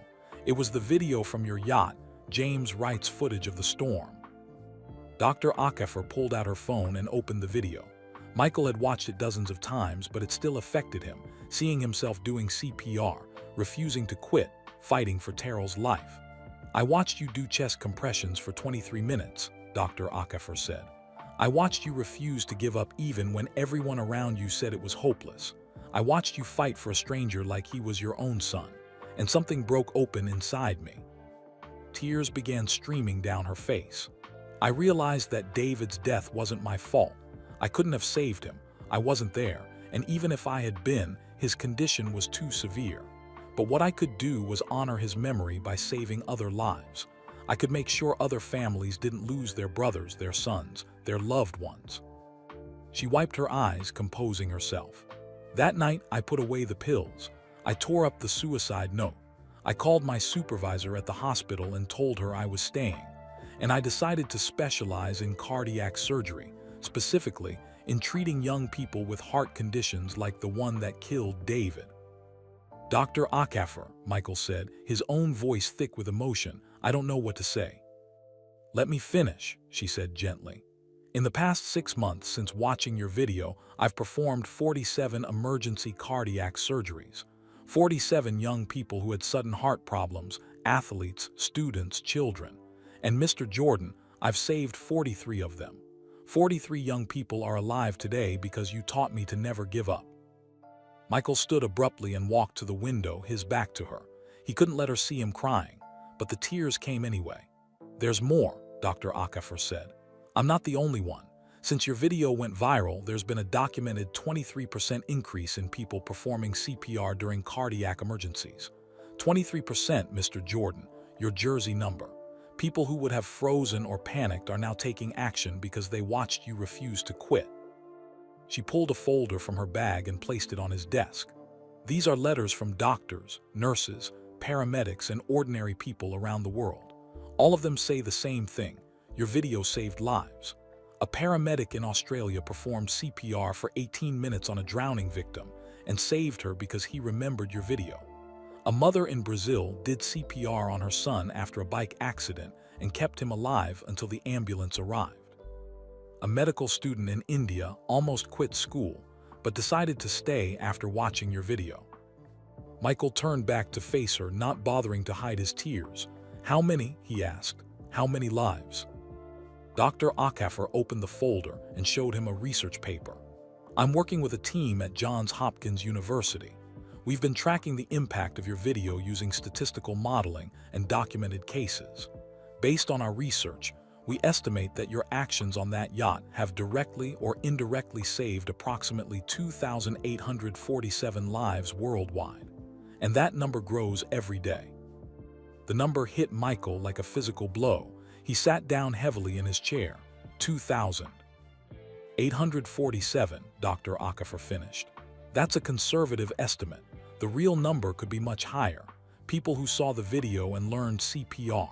Doctors who didn't give up on patients, families who got cardiac screenings because of awareness you raised, athletes who got tested for heart conditions, all because of what you did on July 15th. Michael buried his face in his hands. His shoulders shook with sobs he couldn't control. Dr. Akafor stood and walked around the desk. She placed a gentle hand on his shoulder. Mr. Jordan, you didn't just save Terrell that night. You saved me. And through me, you saved 43 others. And through your video, you've saved thousands more. You created a ripple effect of hope that will echo for generations.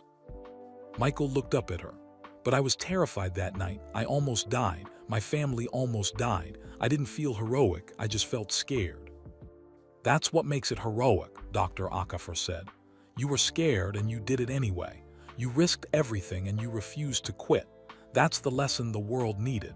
Not that heroes are fearless, but that heroes are scared and do the right thing anyway. She reached into her bag again and pulled out a photograph. It showed a young man in a hospital bed, smiling weakly at the camera. This is Daniel. He's 19 years old. He collapsed during basketball practice last month. His coach performed CPR for 15 minutes, Mr. Jordan, because he remembered your video. Daniel is alive today because his coach learned from you. She placed more photographs on the desk. Young faces, all smiling, all alive. This is Maria, 16. This is James, 22. This is little Emily, only 9 years old. All of them had cardiac emergencies. All of them survived because someone refused to give up. Someone who was inspired by your example. Michael looked at the faces. Children, teenagers, young adults, people with whole lives ahead of them. Lives that would have been cut short if not for a decision he made on a yacht 6 months ago. There's one more thing, Dr. Akafor said quietly. The night I was going to end my life, the night I watched your video instead, I wasn't just going to kill myself. I was going to rob the world of all the lives I could have saved. Every patient I've helped in the past 6 months, every surgery I've performed, every life I've touched, none of that would have happened if you hadn't shown me how to fight. You didn't just save my life, Mr. Jordan. You saved all the lives I was meant to save. Picked up one more photograph from her bag. This one showed a young boy, maybe 7 years old, with a bright smile and missing front teeth. This is my nephew, Emmanuel. 2 months ago, he had a heart defect that needed emergency surgery. I performed the operation. He's healthy now, playing soccer, living his life. But if I had taken those pills, if I had given up, Emmanuel would have had a different surgeon. Maybe one not as experienced. Maybe one who would have made a mistake. I'll never know. but what I do know is that Emmanuel is alive, and part of the reason is because you taught me to keep fighting." Michael took the photograph with shaking hands. The little boy's smile was infectious, full of joy and innocence. "Can I meet him?" Michael asked. "He's actually here," Dr. Akafer said, smiling. "He's in your waiting room with my sister. He's been begging me to introduce him to Michael Jordan. He plays basketball now because of you." "Bring him in," Michael said immediately. Dr. Akafer stepped out and returned moments later with a small boy who practically bounced with excitement. He wore a Chicago Bulls jersey, number 23. "Mr. Jordan," Emmanuel's eyes were enormous. "You're really Michael Jordan." "I really am," Michael laughed, kneeling down to the boy's level. "And you must be Emmanuel." "My auntie saved my life," Emmanuel said proudly. "She's the best doctor in the whole world, but she said you're the reason she's still a doctor, so you kind of saved my life too." Michael looked up at Dr. Akafer, then back at Emmanuel. This little boy, full of energy and dreams, would have been an orphaned memory if Michael had chosen differently that night. If he'd sailed to Positano instead of Naples, if he'd given up on Terrell, if he'd stopped CPR after 10 minutes instead of 23. One decision, one choice, and this child was alive. "Emmanuel," Michael said, "can I tell you something important?" "Yes, sir." "Being a hero isn't about being strong or famous or winning championships. It's about not giving up on people. Your aunt is my hero because she doesn't give up on her patients. And you're a hero too because you fought through your surgery and got better. We're all heroes when we refuse to quit." Emmanuel thought about this seriously. Then he said, "So if I practice basketball really hard and never give up, I can be like you." "Better than me," Michael said. "You can be like you, the best Emmanuel you can be." The boy hugged him spontaneously, throwing his small arms around Michael's neck. Michael held him close, feeling the strong, steady heartbeat against his chest. A heartbeat that almost stopped. A life that almost ended. After Dr. Akafer and Emmanuel left, Michael sat alone in his office for a long time. The photographs covered his desk, faces of people he'd never met, lives he'd saved without knowing it, futures that existed because of 23 minutes on a sinking yacht. His phone rang. It was Marcus Chen. "MJ, have you seen the news?" "What news?" "Turn on CNN." Michael grabbed the remote and turned on the television in his office. A news anchor was reporting from Johns Hopkins University. Groundbreaking study shows that a single viral video has changed emergency response protocols worldwide.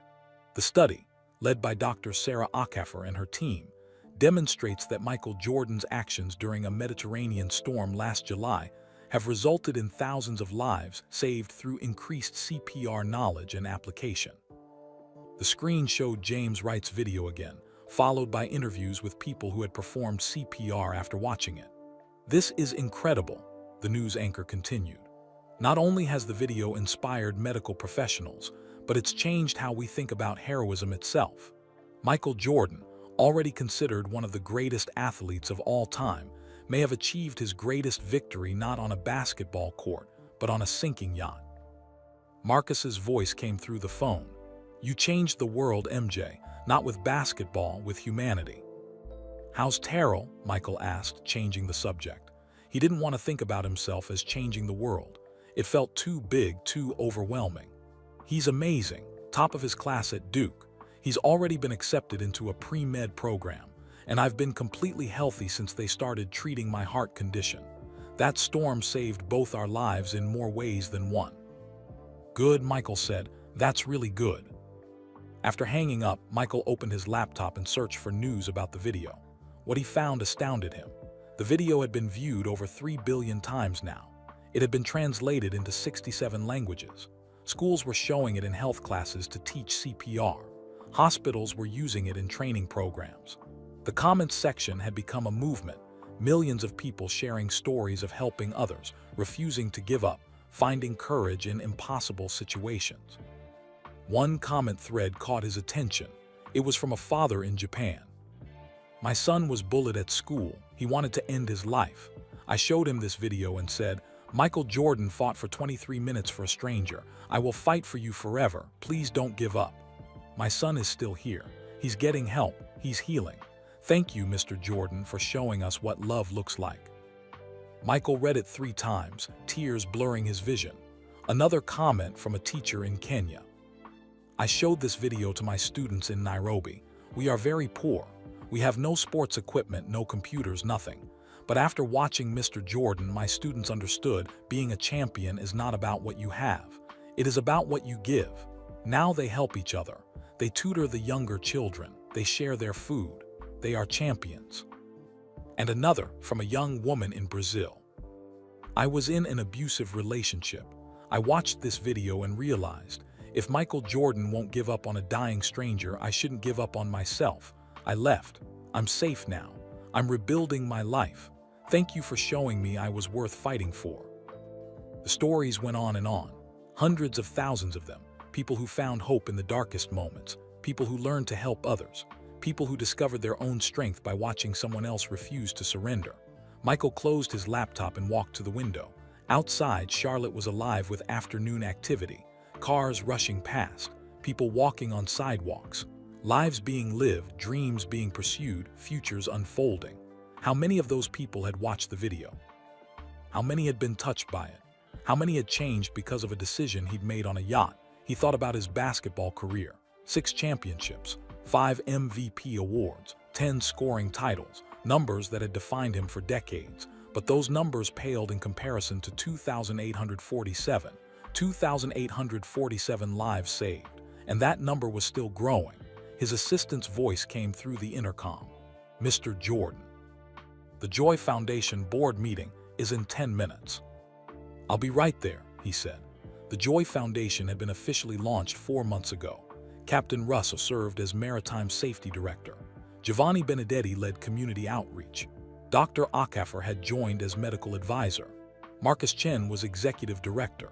And they'd already made an impact, funding cardiac screenings for 10,000 young athletes, equipping 500 boats with emergency medical supplies, and training 20,000 people in CPR.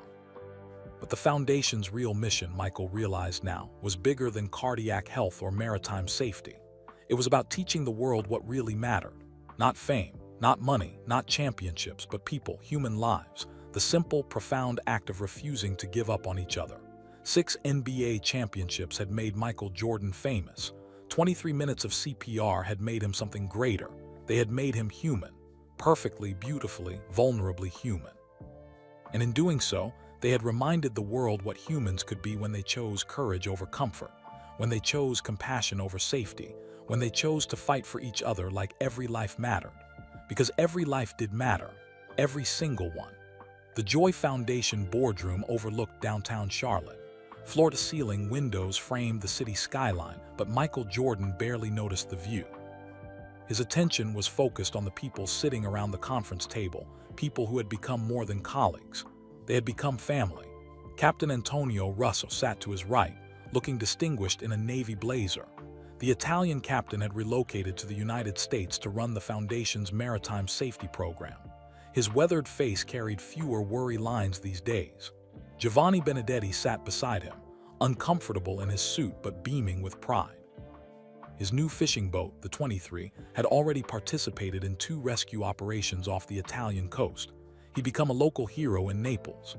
Marcus Chen reviewed documents on his tablet, professional and focused. As executive director, he'd thrown himself into the Foundation's work with passionate intensity. Helping others seemed to heal something broken inside him. Dr. Sarah Okafor sat across the table, her medical expertise guiding the Foundation's cardiac screening programs. In 6 months, she'd helped create protocols that hospitals worldwide were adopting. And at the far end of the table sat Yvette Jordan, serving as the Foundation's Community Relations Director. She'd found her calling in this work, connecting with families affected by cardiac emergencies. Let's begin, Michael said, calling the meeting to order. Marcus, can you give us the quarterly report? Marcus stood, pulling up a presentation on the large screen. The numbers are extraordinary. In our first 6 months, we've screened 11,200 young athletes for cardiac conditions. We found serious problems in 317 of them, conditions that could have killed them without warning. 317 kids who are alive because of this foundation, Captain Russell said quietly. That's 317 families who won't experience what we went through. Marcus continued, his voice thick with emotion. 317 young people who will graduate, get jobs, fall in love, have children, all because we caught the problem early. He clicked to the next slide. Our maritime safety program has equipped 612 vessels with emergency medical supplies and training. Captain Russ has personally trained 800 boat captains and crew members in emergency response. Captain Russo nodded. And already we have reports of lives saved. A yacht off the coast of Greece had a passenger with a heart attack. The crew used our training and equipment to keep him alive until they reached the hospital. He survived. The CPR training program has been our biggest success, Dr. Akafor added. We've trained 23,000 people in proper CPR technique through our partnership with the American Heart Association. But more importantly, we've changed the culture around emergency response. People are less afraid to act. They're more willing to help. Because they saw Mr. Jordan do it, Giovanni said, his accent thick but his English clear. They think, if Michael Jordan can do CPR for 23 minutes, I can do it for 5 minutes until the ambulance comes. You give people courage. Michael shifted uncomfortably. It's not about me, it's about the mission. But it is about you, Yvette said gently. People connect with stories with real examples. You showed them what's possible. That matters. Marcus clicked to another slide showing financial data. We've raised $42 million in donations. People want to be part of this. They want to help. And Mr. Jordan, you haven't taken a single dollar for yourself. You've donated $5 million of your own money and refused any salary. I don't need a salary, Michael said simply. I have enough money. This isn't about money. That's exactly why it works, Dr. Akafor said. People trust the foundation because they know it's genuine. You're not doing this for publicity or profit. You're doing it because it matters. The meeting continued for another hour, reviewing programs, discussing expansion plans, and celebrating successes. But Michael found his mind wandering. Through the windows, he could see people walking on the streets below. Regular people living regular lives. How many of them had watched the video? How many had been changed by it? After the meeting ended, Captain Russo asked to speak with Michael privately. They stepped out onto the building's rooftop terrace. The afternoon sun cast long shadows across the city. Mr. Jordan, there is something I must tell you, Captain Russo began, his voice heavy. Something I have kept secret for many months, but you deserve to know the truth. Michael's stomach tightened. What is it, Captain? Russo took a deep breath, his hands gripping the railing. That night, the night of the storm, it was not entirely an accident that we were in the path of the Medicane. What do you mean? 3 days before your birthday celebration, I received instructions from the yacht management company. They told me to take a specific route past Capri. It was unusual, not the standard course, but they said it would provide better views, better photo opportunities. Michael's jaw clenched. Go on. I questioned it. The route added time and went through an area where weather could be unpredictable, but they insisted. They even paid me extra $10,000 to follow their instructions exactly. Why would they do that? Captain Russo's face was filled with shame. I did not know at the time, but I learned later through a lawyer. The yacht management company was owned by a media corporation. They wanted to create content, dramatic footage of a luxury yacht in exciting conditions. Nothing truly dangerous, they said. Just interesting weather that would look good on camera and generate publicity. Michael's hands formed fists. They put us in danger for publicity. They did not anticipate how fast the Medicane would develop, Russo said quickly. The weather models showed it forming far away. They thought we would encounter moderate seas, perhaps some rain, something thrilling but safe. But the storm shifted direction and intensified far beyond predictions. Did they know about Terrell's condition? No, that was completely unexpected. But Mr. Jordan, they put your family at risk for money and attention. And his voice broke. I accepted their money. I agreed to their plan. I put you and your daughters in danger because I was greedy. Michael turned away, processing this information. The anger burned hot in his chest. His daughters could have died. His wife, Terrell, the entire crew, all because someone wanted dramatic video footage. "Why are you telling me this now?" Michael asked. "Because I cannot live with the guilt anymore," Russo said, "and because there is more." The yacht management company had hidden cameras installed on the Joy. They were recording everything for a planned documentary about celebrity yacht life. When the storm hit, they captured it all. After the rescue, they tried to sell the footage to television networks. They what? Your lawyer stopped them. They filed lawsuits, threatened criminal charges. The media company settled, paid damages, and agreed to destroy the footage. But Mr. Jordan, I was part of it. I took their money. I followed their dangerous instructions. And I have to live with the fact that my greed almost killed you. Captain Russell pulled an envelope from his jacket. "This is my resignation from the Joy Foundation. I do not deserve to be part of something good. I do not deserve your forgiveness, but I needed you to know the truth." Michael took the envelope but didn't open it. He stared at the horizon, watching clouds drift across the sky. So much of what had happened that night had been manipulation, greed, corporate cynicism. People treating human lives as content, as entertainment, as profit opportunities. But something else had happened too, something the manipulators never intended. "Captain Russo," Michael said slowly, "what you did was wrong. Taking money to put passengers at risk, that's inexcusable. You know that." "I do. But here's what I believe. I believe God, or fate, or whatever you want to call it, takes our mistakes and turns them into something meaningful.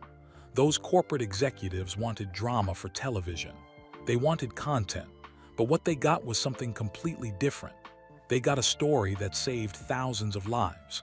They got a video that changed the world." Michael turned to face the captain. "Your mistake put us in danger, but that mistake also led to Terrell being saved, to Marcus discovering his heart condition, to Dr. Akafor deciding not to end her life, to thousands of people learning CPR and saving lives. Your sin became someone else's salvation." Russo's eyes filled with tears. "How can you forgive me?" "Because I'm not perfect either," Michael said. "Because I've made mistakes. Because the foundation we're building is about second chances. You could have kept this secret forever, but you chose to tell the truth. That takes courage." He handed the envelope back unopened. "I'm not accepting your resignation, but I am giving you a new assignment. I want you to speak publicly about what happened. I want you to teach other captains about the pressure they might face to make dangerous decisions. I want you to turn your mistake into a lesson that keeps other people safe." "Mr. Jordan, Antonio, you made a bad choice. Now make 1,000 good ones. That's redemption." The captain embraced him, sobbing openly. Thank you for giving me a chance to make this right." After Russell left, Michael stood alone on the terrace. His phone buzzed with a text from Terrell Chen. "Hey MJ, got my first A on a Duke anatomy exam. One step closer to medical school. Thank you for believing in me." Michael smiled and typed back, "Proud of you, kid. Keep fighting." Another text came through, this one from James Wright, the deckhand who had filmed the video. "Mr. Jordan, wanted you to know I enrolled in paramedic training. The video changed my life too. I want to save lives, not just capture them on camera." Michael's chest tightened with emotion. The ripples just kept spreading, touching lives in ways he never anticipated. His phone rang. It was an unknown number with a Naples, Italy area code. "Hello. Mr. Jordan, this is Maria Benedetti, Giovanni's daughter. My father wanted me to call you. He had a heart attack yesterday." Michael's blood turned cold. "Is he okay?" "He is alive, yes. The doctors say he will recover. But Mr. Jordan, the reason he is alive, the fishermen he works with, the young men he trained, they performed CPR on him immediately, for 12 minutes until the ambulance arrived. They said they learned from his example. He taught them to never give up, just like you taught him." Michael sat down heavily on a bench. Giovanni, the man who had tried to rescue them during the storm, the man who had risked everything to help strangers, had been saved by the very lesson Michael had taught him. The circle was complete. "Please tell Giovanni I'm coming to visit him," Michael said. "Tell him to rest and get better, and tell him he's my hero." "I will tell him, Mr. Jordan. Thank you for saving my father's life." "I didn't save him, his friends did." "No," Maria said firmly. "You taught them how. You showed them it was possible. That is the same as saving him yourself." After the call ended, Michael walked back to the boardroom where Yvette was gathering her things. "You okay?" she asked, seeing his face. "Giovanni had a heart attack, but he's alive because the young fishermen he trained performed CPR. They saved him using the lessons I taught him, which he taught them." Yvette smiled through tears, the gift that keeps giving. "It's overwhelming," Michael admitted. "Every day I hear about another life saved, another person helped, another family kept together. And it all traces back to one night when I was terrified and didn't know if we'd survive." "That's the beauty of it," Yvette said. "You didn't save Terrell because you knew it would change the world. You did it because it was right. The impact came from the purity of that choice." Michael's daughters burst into the boardroom, finished with their after-school program downstairs. They'd spent the afternoon with other children whose families were involved with the foundation. "Daddy," Victoria ran to him. "We learned CPR today. The instructor said we're too young to do it on adults, but we learned the steps. One day we can help save lives too." "Just like you saved Terrell," Usable added. Michael pulled both girls close. They were 12 now, growing up fast, but still his babies. They'd been changed by that night too, less spoiled, more compassionate, more aware of how fragile life could be. "You already save lives," Michael told them. "Every time you're kind to someone, every time you help someone who needs it, every time you refuse to give up on a friend, that's saving lives too." That evening, the Jordan family returned to their home in Charlotte. Michael stood in his study, looking at the walls. They were covered with basketball memorabilia, jerseys, championship banners, photographs from his playing days. But his eyes were drawn to a new section he'd created. Photographs from the storm and its aftermath. The yacht in Naples Harbor, Terrell in his hospital bed, smiling weakly. Dr. Akafer with her nephew Emmanuel, Giovanni on his new fishing boat. Captain Russo teaching a maritime safety class, Marcus at his desk, running the foundation. And in the center, a simple plaque with the words, 23 minutes that changed everything. Not 23 points in a game. Not 23 years of playing basketball, 23 minutes of CPR that had saved one life and touched thousands more. Yvette appeared in the doorway, coming to bed. "In a minute." She walked over and stood beside him, looking at the photographs. "You know what I realized today?" "What's that?" "Your basketball legacy will fade eventually. In 50 years, maybe 100, people will still know the name Michael Jordan, but the details will blur. The games, the shots, the championships, they'll become history, then legend, then eventually just facts in a book." Michael nodded. It was true, though it stung a little to hear it said aloud. "But this," Yvette gestured at the photographs, "this will echo forever. Every life saved, every person trained in CPR, every young athlete screened for heart problems. They'll have children, grandchildren, great-grandchildren. Your legacy isn't going to be basketball championships. It's going to be family trees that exist because you refuse to give up." Michael thought about that. Generations of people, living their lives, having experiences, creating art, solving problems, loving each other, all because of a decision made on a sinking yacht. "I spent my whole career trying to be the greatest basketball player," he said quietly. "But the greatest thing I ever did had nothing to do with basketball." "The greatest thing you ever did was be human," Yvette corrected. "Imperfect, scared, struggling, but refusing to quit. That's what people needed to see, not a superhero, a human being doing his best." Michael turned off the study light and followed his wife to bed. Tomorrow would bring more foundation work, more lives to touch, more chances to make a difference. But tonight, he was just a man who had made one good decision when it mattered most. And somehow, miraculously, that had been enough. 1 year after the storm, Michael Jordan stood in the Charlotte airport, waiting for a flight that would take him back to Italy, back to Naples, back to where everything had changed. The Joy Foundation was hosting its first annual gala at the same hospital where Terrell had been saved, Cardarelli Hospital. Doctors, donors, survivors, and families would gather to celebrate a year of impact. But Michael had a different reason for going early. Captain Antonio Russo had called 3 days ago, his voice strained and urgent. "Mr. Jordan, there is something you must know. Something I discovered that changes everything about that night. I need to tell you in person. Please come to Naples before the gala." Now sitting in the first-class lounge, Michael's mind raced with possibilities. What could be so important that Russell wouldn't discuss it over the phone? His phone buzzed. A text from Terrell, "Good luck at the gala, MJ. Wish I could be there, but midterms are brutal. Pre-med is no joke, but I'm loving every minute." Michael smiled and replied, "Keep grinding. Champions are made in moments like this." Another text, this one from Dr. Akafer, "Performed surgery number 93 today. Young woman, 24, sudden cardiac arrest during a marathon. We saved her. That's 87 saves out of 93 surgeries since the storm. Your lesson keeps echoing. 87 lives just from one surgeon. And there were hundreds of doctors inspired by the video, thousands of paramedics, countless ordinary people who had learned CPR." The boarding announcement interrupted his thoughts. Michael gathered his things and headed for the gate. 12 hours later, he landed in Naples. Captain Russell was waiting at the airport, looking 10 years older than when Michael had last seen him 3 months ago. Deep lines creased his face, and his eyes held something Michael couldn't quite identify. Fear, guilt, shame. "Captain," Michael greeted him, "you look like you haven't slept." "I have not," Russell admitted. "Not since I learned the truth. Come, we will talk in private." They drove to a small cafe overlooking the Mediterranean. The same sea that had tried to kill them a year ago now sparkled peacefully in the afternoon sun. They sat at an outdoor table away from other patrons. "Tell me," Michael said simply. Russell pulled out a folder, his hands shaking slightly. "After I confessed to you about the yacht management company paying me to take that route, you forgave me. You gave me a second chance. That act of grace, it changed me, Mr. Jordan. I became obsessed with understanding everything about that night.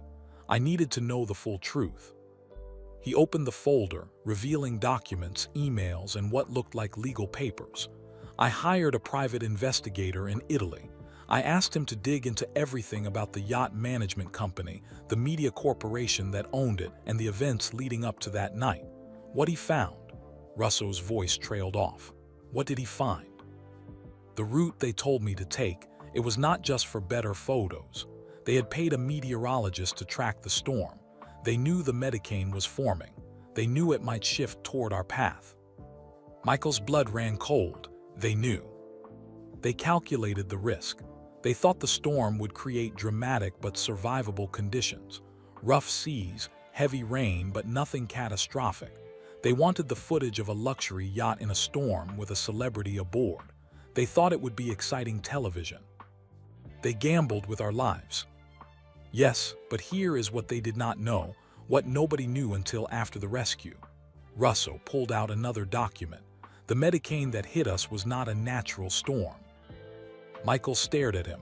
"What do you mean, not natural?" "The meteorological data from that night has been analyzed by climate scientists at the University of Naples. The storm's formation was unusual, extremely unusual. It developed in a matter of hours in an area where Medicanes rarely form in July. The wind patterns, the temperature gradients, the pressure systems, everything was anomalous." "I don't understand what you're saying." Russell took a deep breath. "Mr. Jordan, the storm that nearly killed us was intensified by climate change. The Mediterranean waters were warmer than they should have been. The atmospheric conditions were altered by global warming. Without human impact on the climate, that storm would have been much smaller, much weaker. We would have experienced rough seas, yes, but nothing life-threatening." Michael sat back, processing this information. So the storm that forced us to save Terrell, that led to the video, that changed thousands of lives, it was caused by climate change. Partially, yes. The scientists estimate that climate change increased the storm's intensity by approximately 40%. Without that human factor, the joy would not have been in serious danger. We would not have been fighting for our lives. You would not have done CPR for 23 minutes. The video would not exist. The implications crashed over Michael like a wave. The greatest thing he'd ever done, the moment that had saved thousands of lives, had been made possible by humanity's destruction of the planet. "There is more," Russell continued, his voice even quieter now. "The yacht management company, I told you they paid me to take that route, but I did not tell you everything. I did not tell you why I really accepted." "What do you mean?" "My daughter, Sophia, she is 16 now, but a year ago she was 15. She has cystic fibrosis. She needs expensive medications, treatments that are not fully covered by Italian healthcare. I was struggling to pay for her care.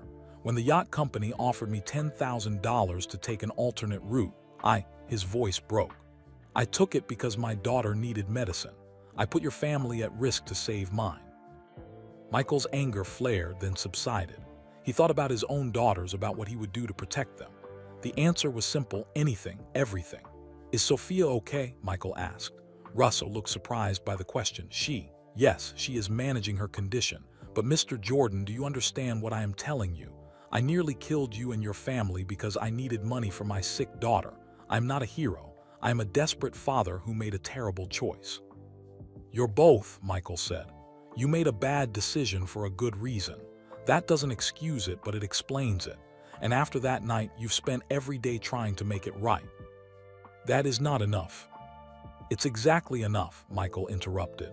Antonio, redemption isn't about being perfect. It's about choosing to do better every single day. You've saved lives through the foundation. You've taught hundreds of captains about safety and ethics.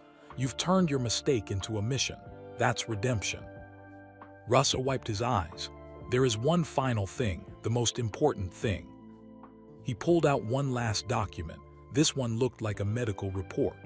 After Terrell was saved, the hospital ran extensive tests on his heart.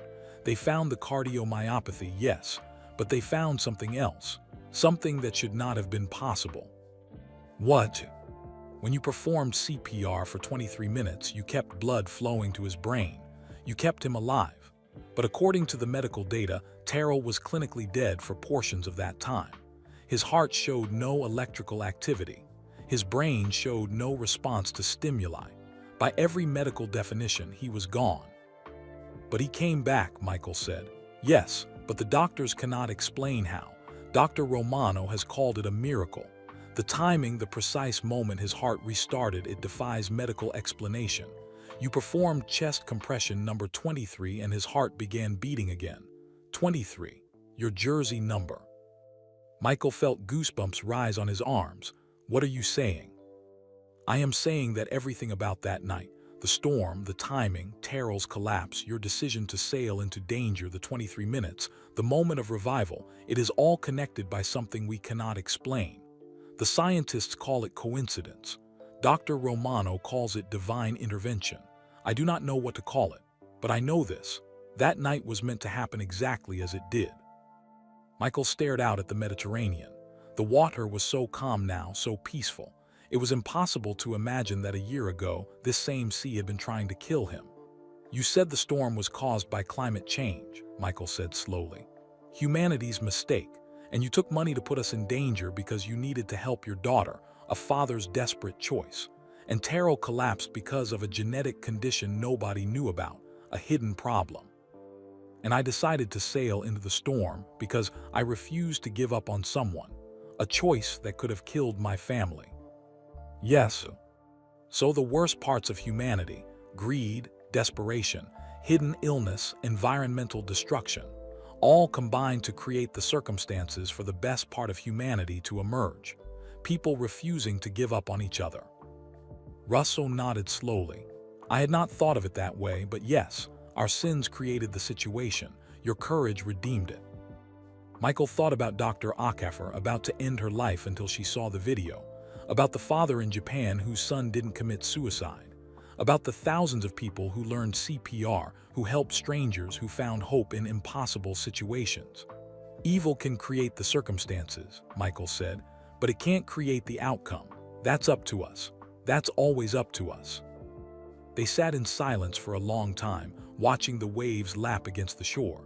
Finally, Russo spoke again. Mr. Jordan, I have one more confession, something I have told no one. What is it? That night when the yacht was sinking, when we thought we might all die, I prayed. I'm not a religious man. I have not been to church since my wedding 20 years ago. But in that moment I prayed. I said, God, if you exist, please save these people. Take me if you must, but save Mr. Jordan and his family. Save that young man. They do not deserve to die because of my greed. His voice cracked with emotion. And we were saved, all of us. And I have spent every day since then wondering, was my prayer answered? Or was it just luck, or skill, or coincidence? Michael thought about his own prayer that night, whispered in the darkness of the flooding yacht, "Please, God, don't let my daughters die because of my choice." "I don't know if prayers are answered," Michael said honestly. "I don't know if there's a plan or if it's all random, but I know this: we were given a second chance that night, all of us. And what we've done with that second chance, that's what matters. You've helped save lives through the foundation. Terrell is going to be a surgeon. Dr. Akafer is saving patients." Thousands of people learn to help each other. Whether that's answered prayer or human courage or dumb luck, does it matter? The outcome is the same. Good came from evil. Life came from death. Hope came from despair. Russo pulled out one final photograph. It showed Sophia, his daughter, smiling broadly. She held a certificate completion of a CPR training course. "She learned because of you," Russo said. "My daughter, the reason I made that terrible choice, she learned CPR from your example. Last month, she saved her friend's life at school. The girl was choking. Sophia performed the Heimlich maneuver, stayed calm, refused to panic. She said she learned it from watching your video. She said if Michael Jordan can do CPR for 23 minutes, she can do the Heimlich for 30 seconds. Michael took the photograph with shaking hands.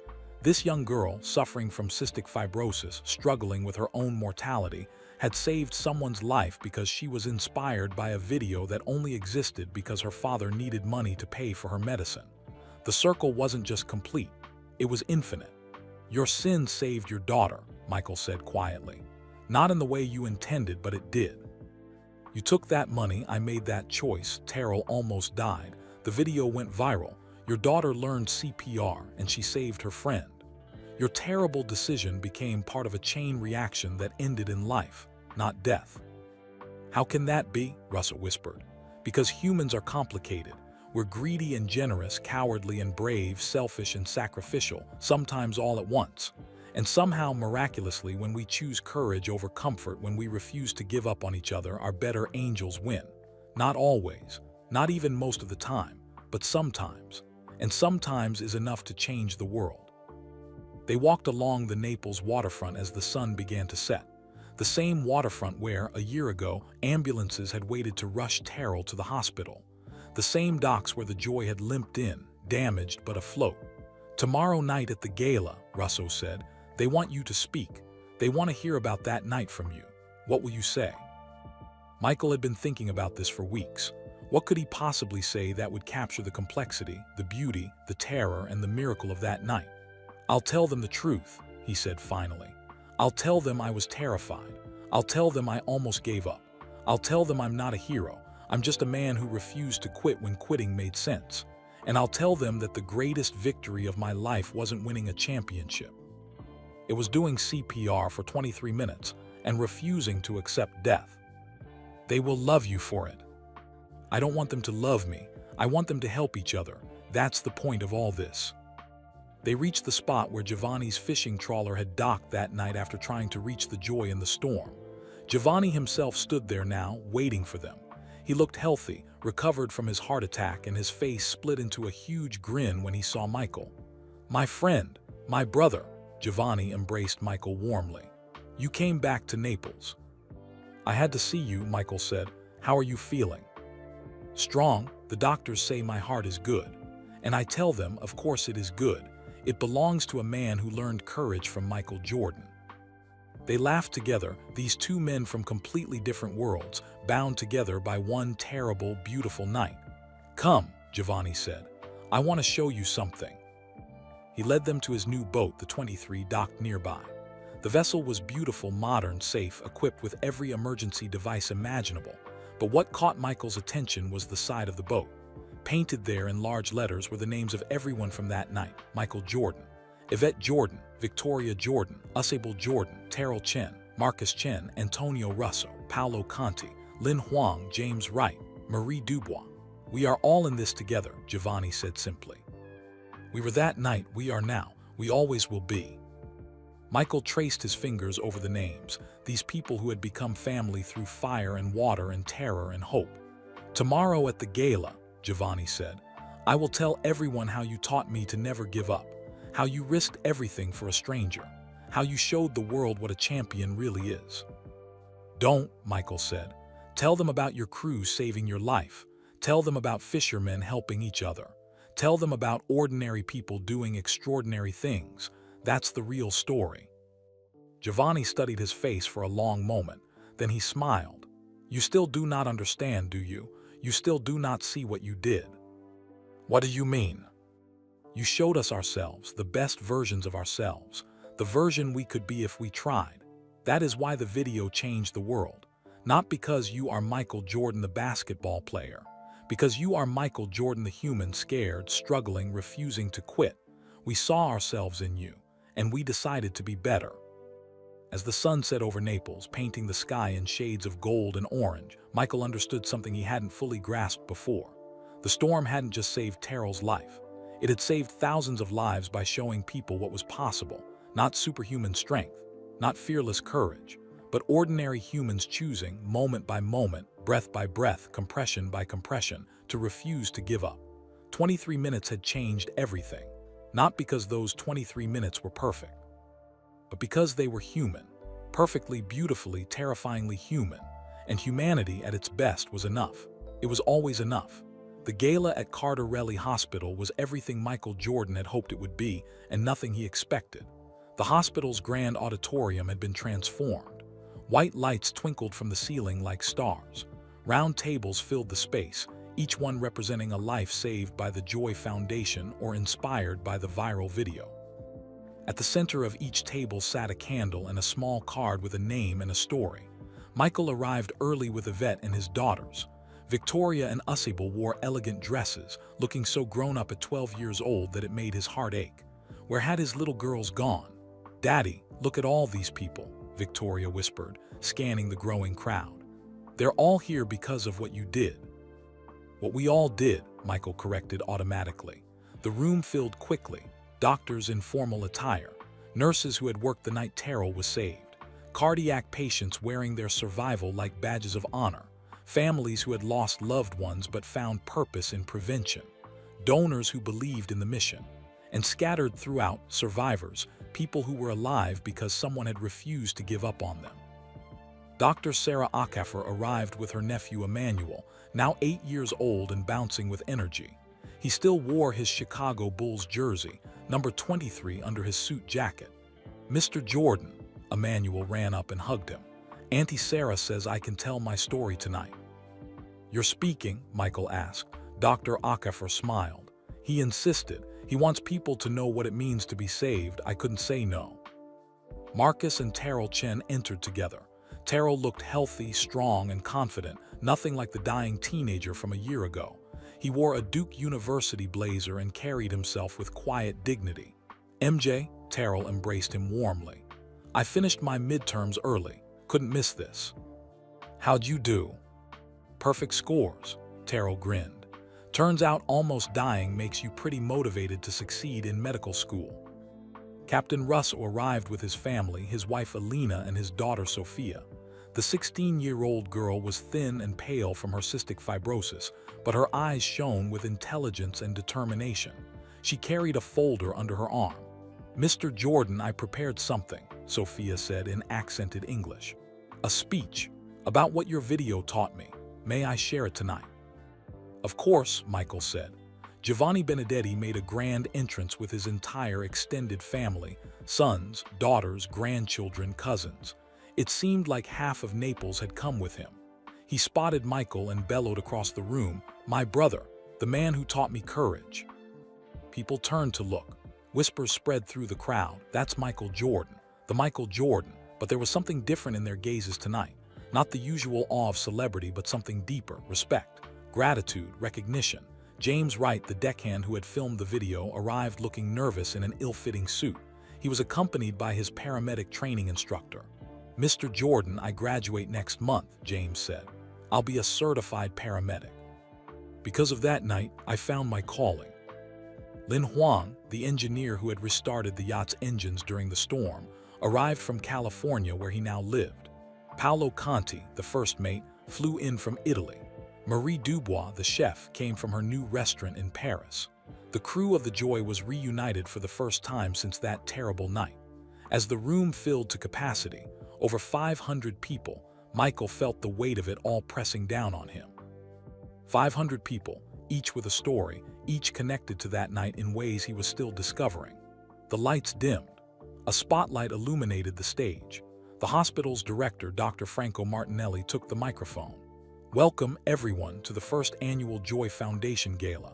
We gather tonight to celebrate life, the lives saved, the lives changed, and the lives yet to be touched by the mission that began 1 year ago on a yacht in the Mediterranean Sea." Applause filled the room. Tonight, we will hear from many voices, but first, I want to share some numbers. In the past year, the Joy Foundation has directly screened 11,247 young athletes for cardiac conditions. We found serious problems in 319 of them.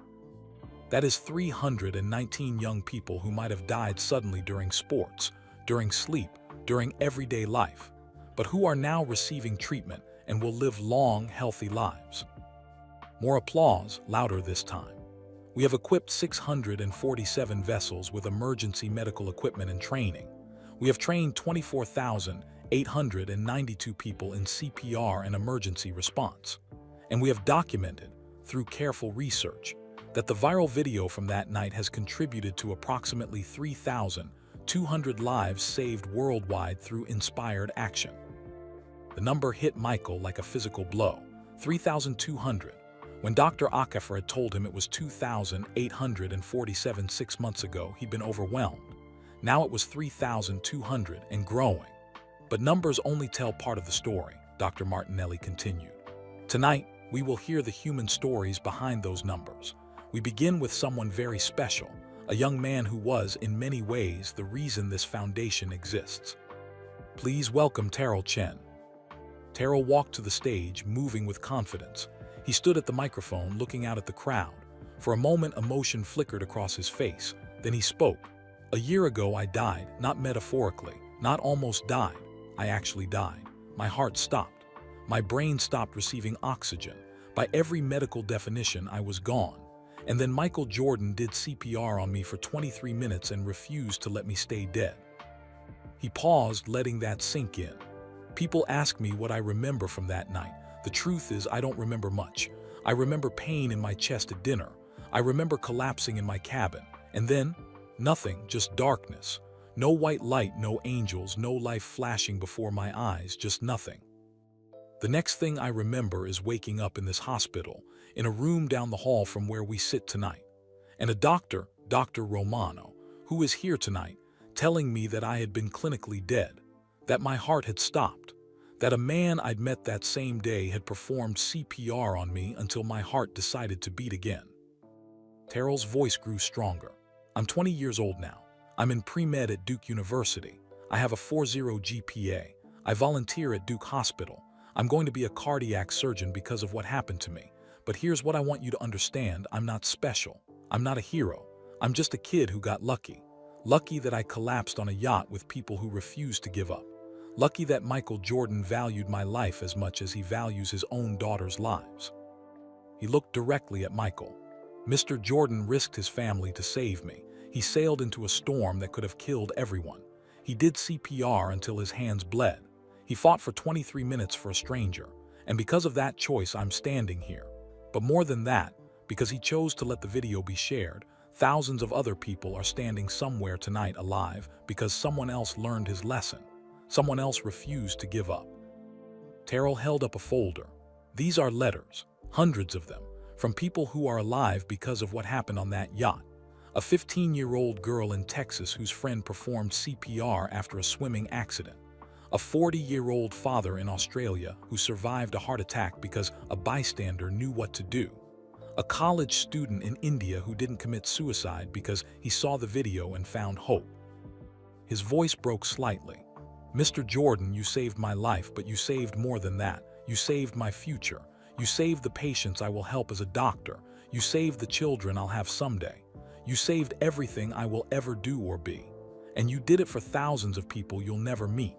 That's not just heroism. That's love. That's what love looks like, fighting for someone else's tomorrow like it's your own." The room erupted in applause. People stood. Some wiped tears from their eyes. Next came Emmanuel, Dr. Akafer's nephew.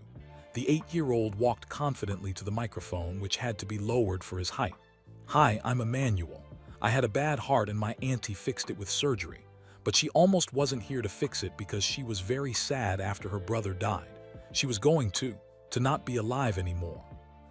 The audience grew very still. But then she watched a video of Mr. Jordan not giving up, and she decided to not give up either. And then she saved me. And she saved 43 other kids too. So Mr. Jordan didn't just save Terrell. He saved my auntie, and my auntie saved me, and that means Mr. Jordan saved me too. Emmanuel looked around the room with innocent wisdom.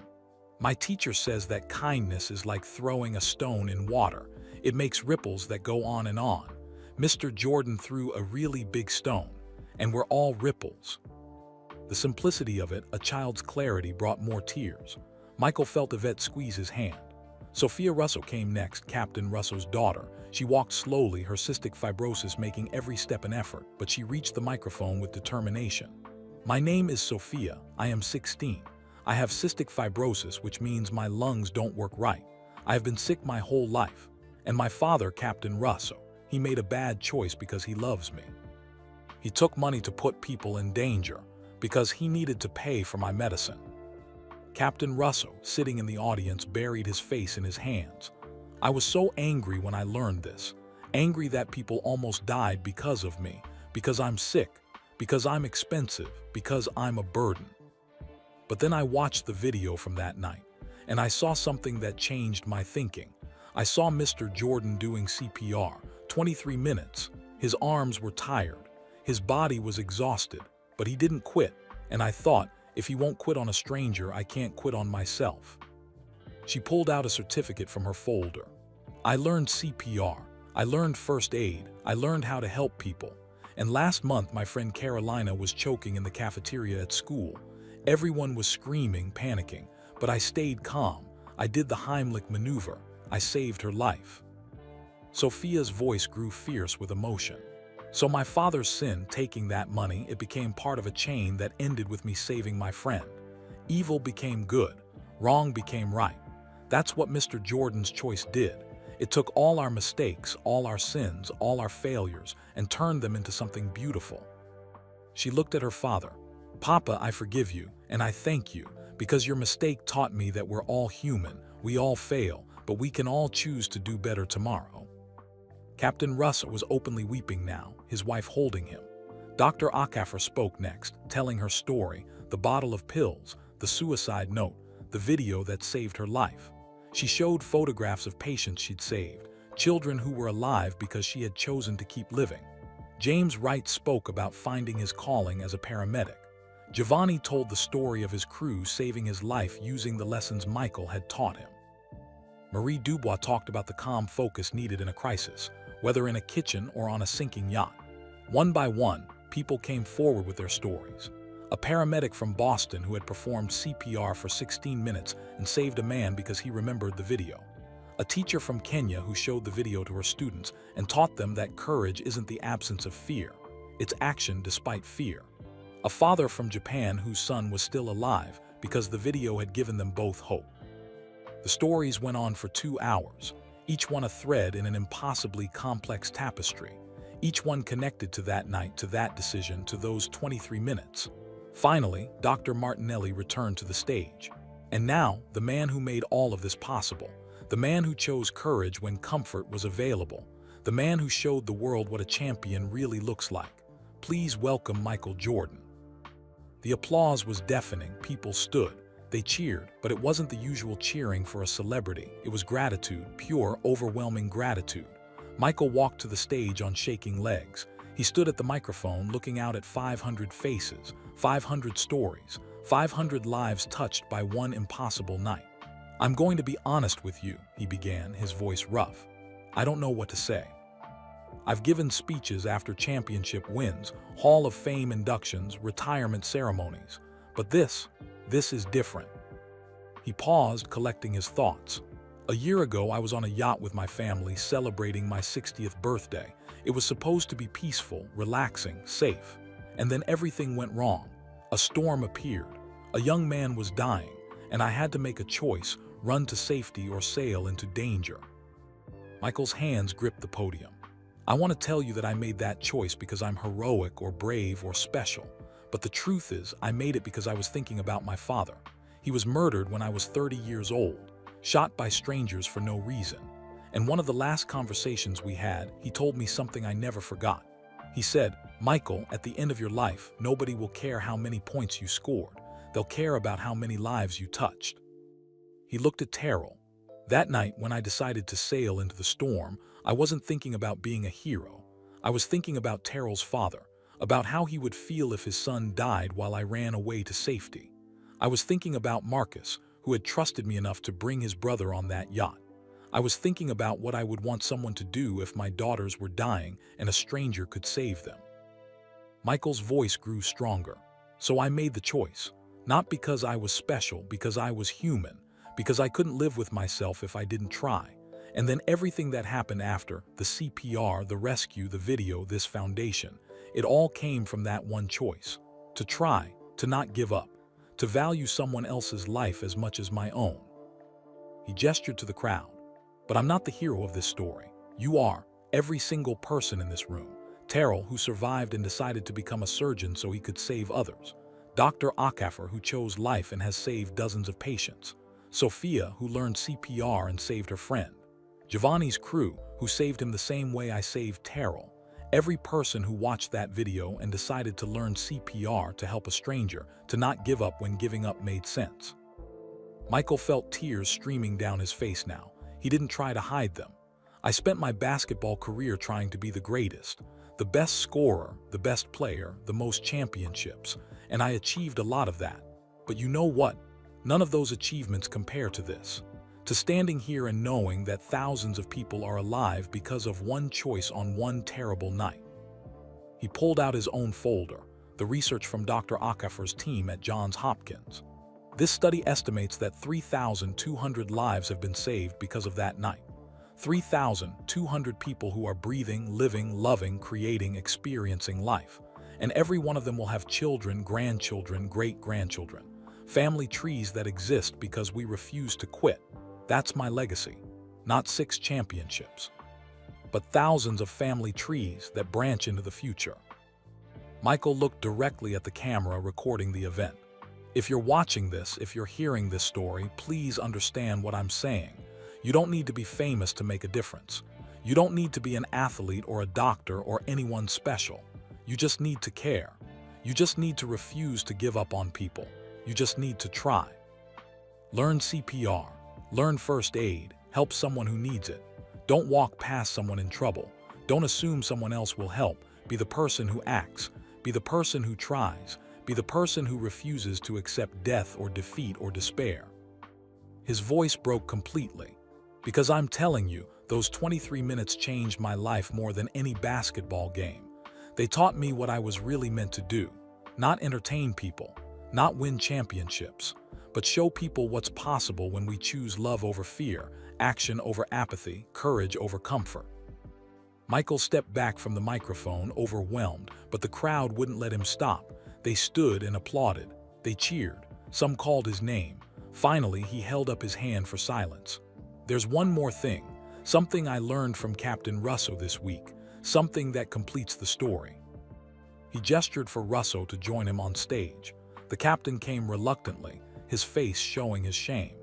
Captain Russo told me that the storm that nearly killed us, it was intensified by climate change. Human activity made it worse. And he told me that he accepted money from people who put us in danger. He made a terrible choice because his daughter needed medicine. The crowd murmured, uncertain where this was going. And here's what I want you to understand.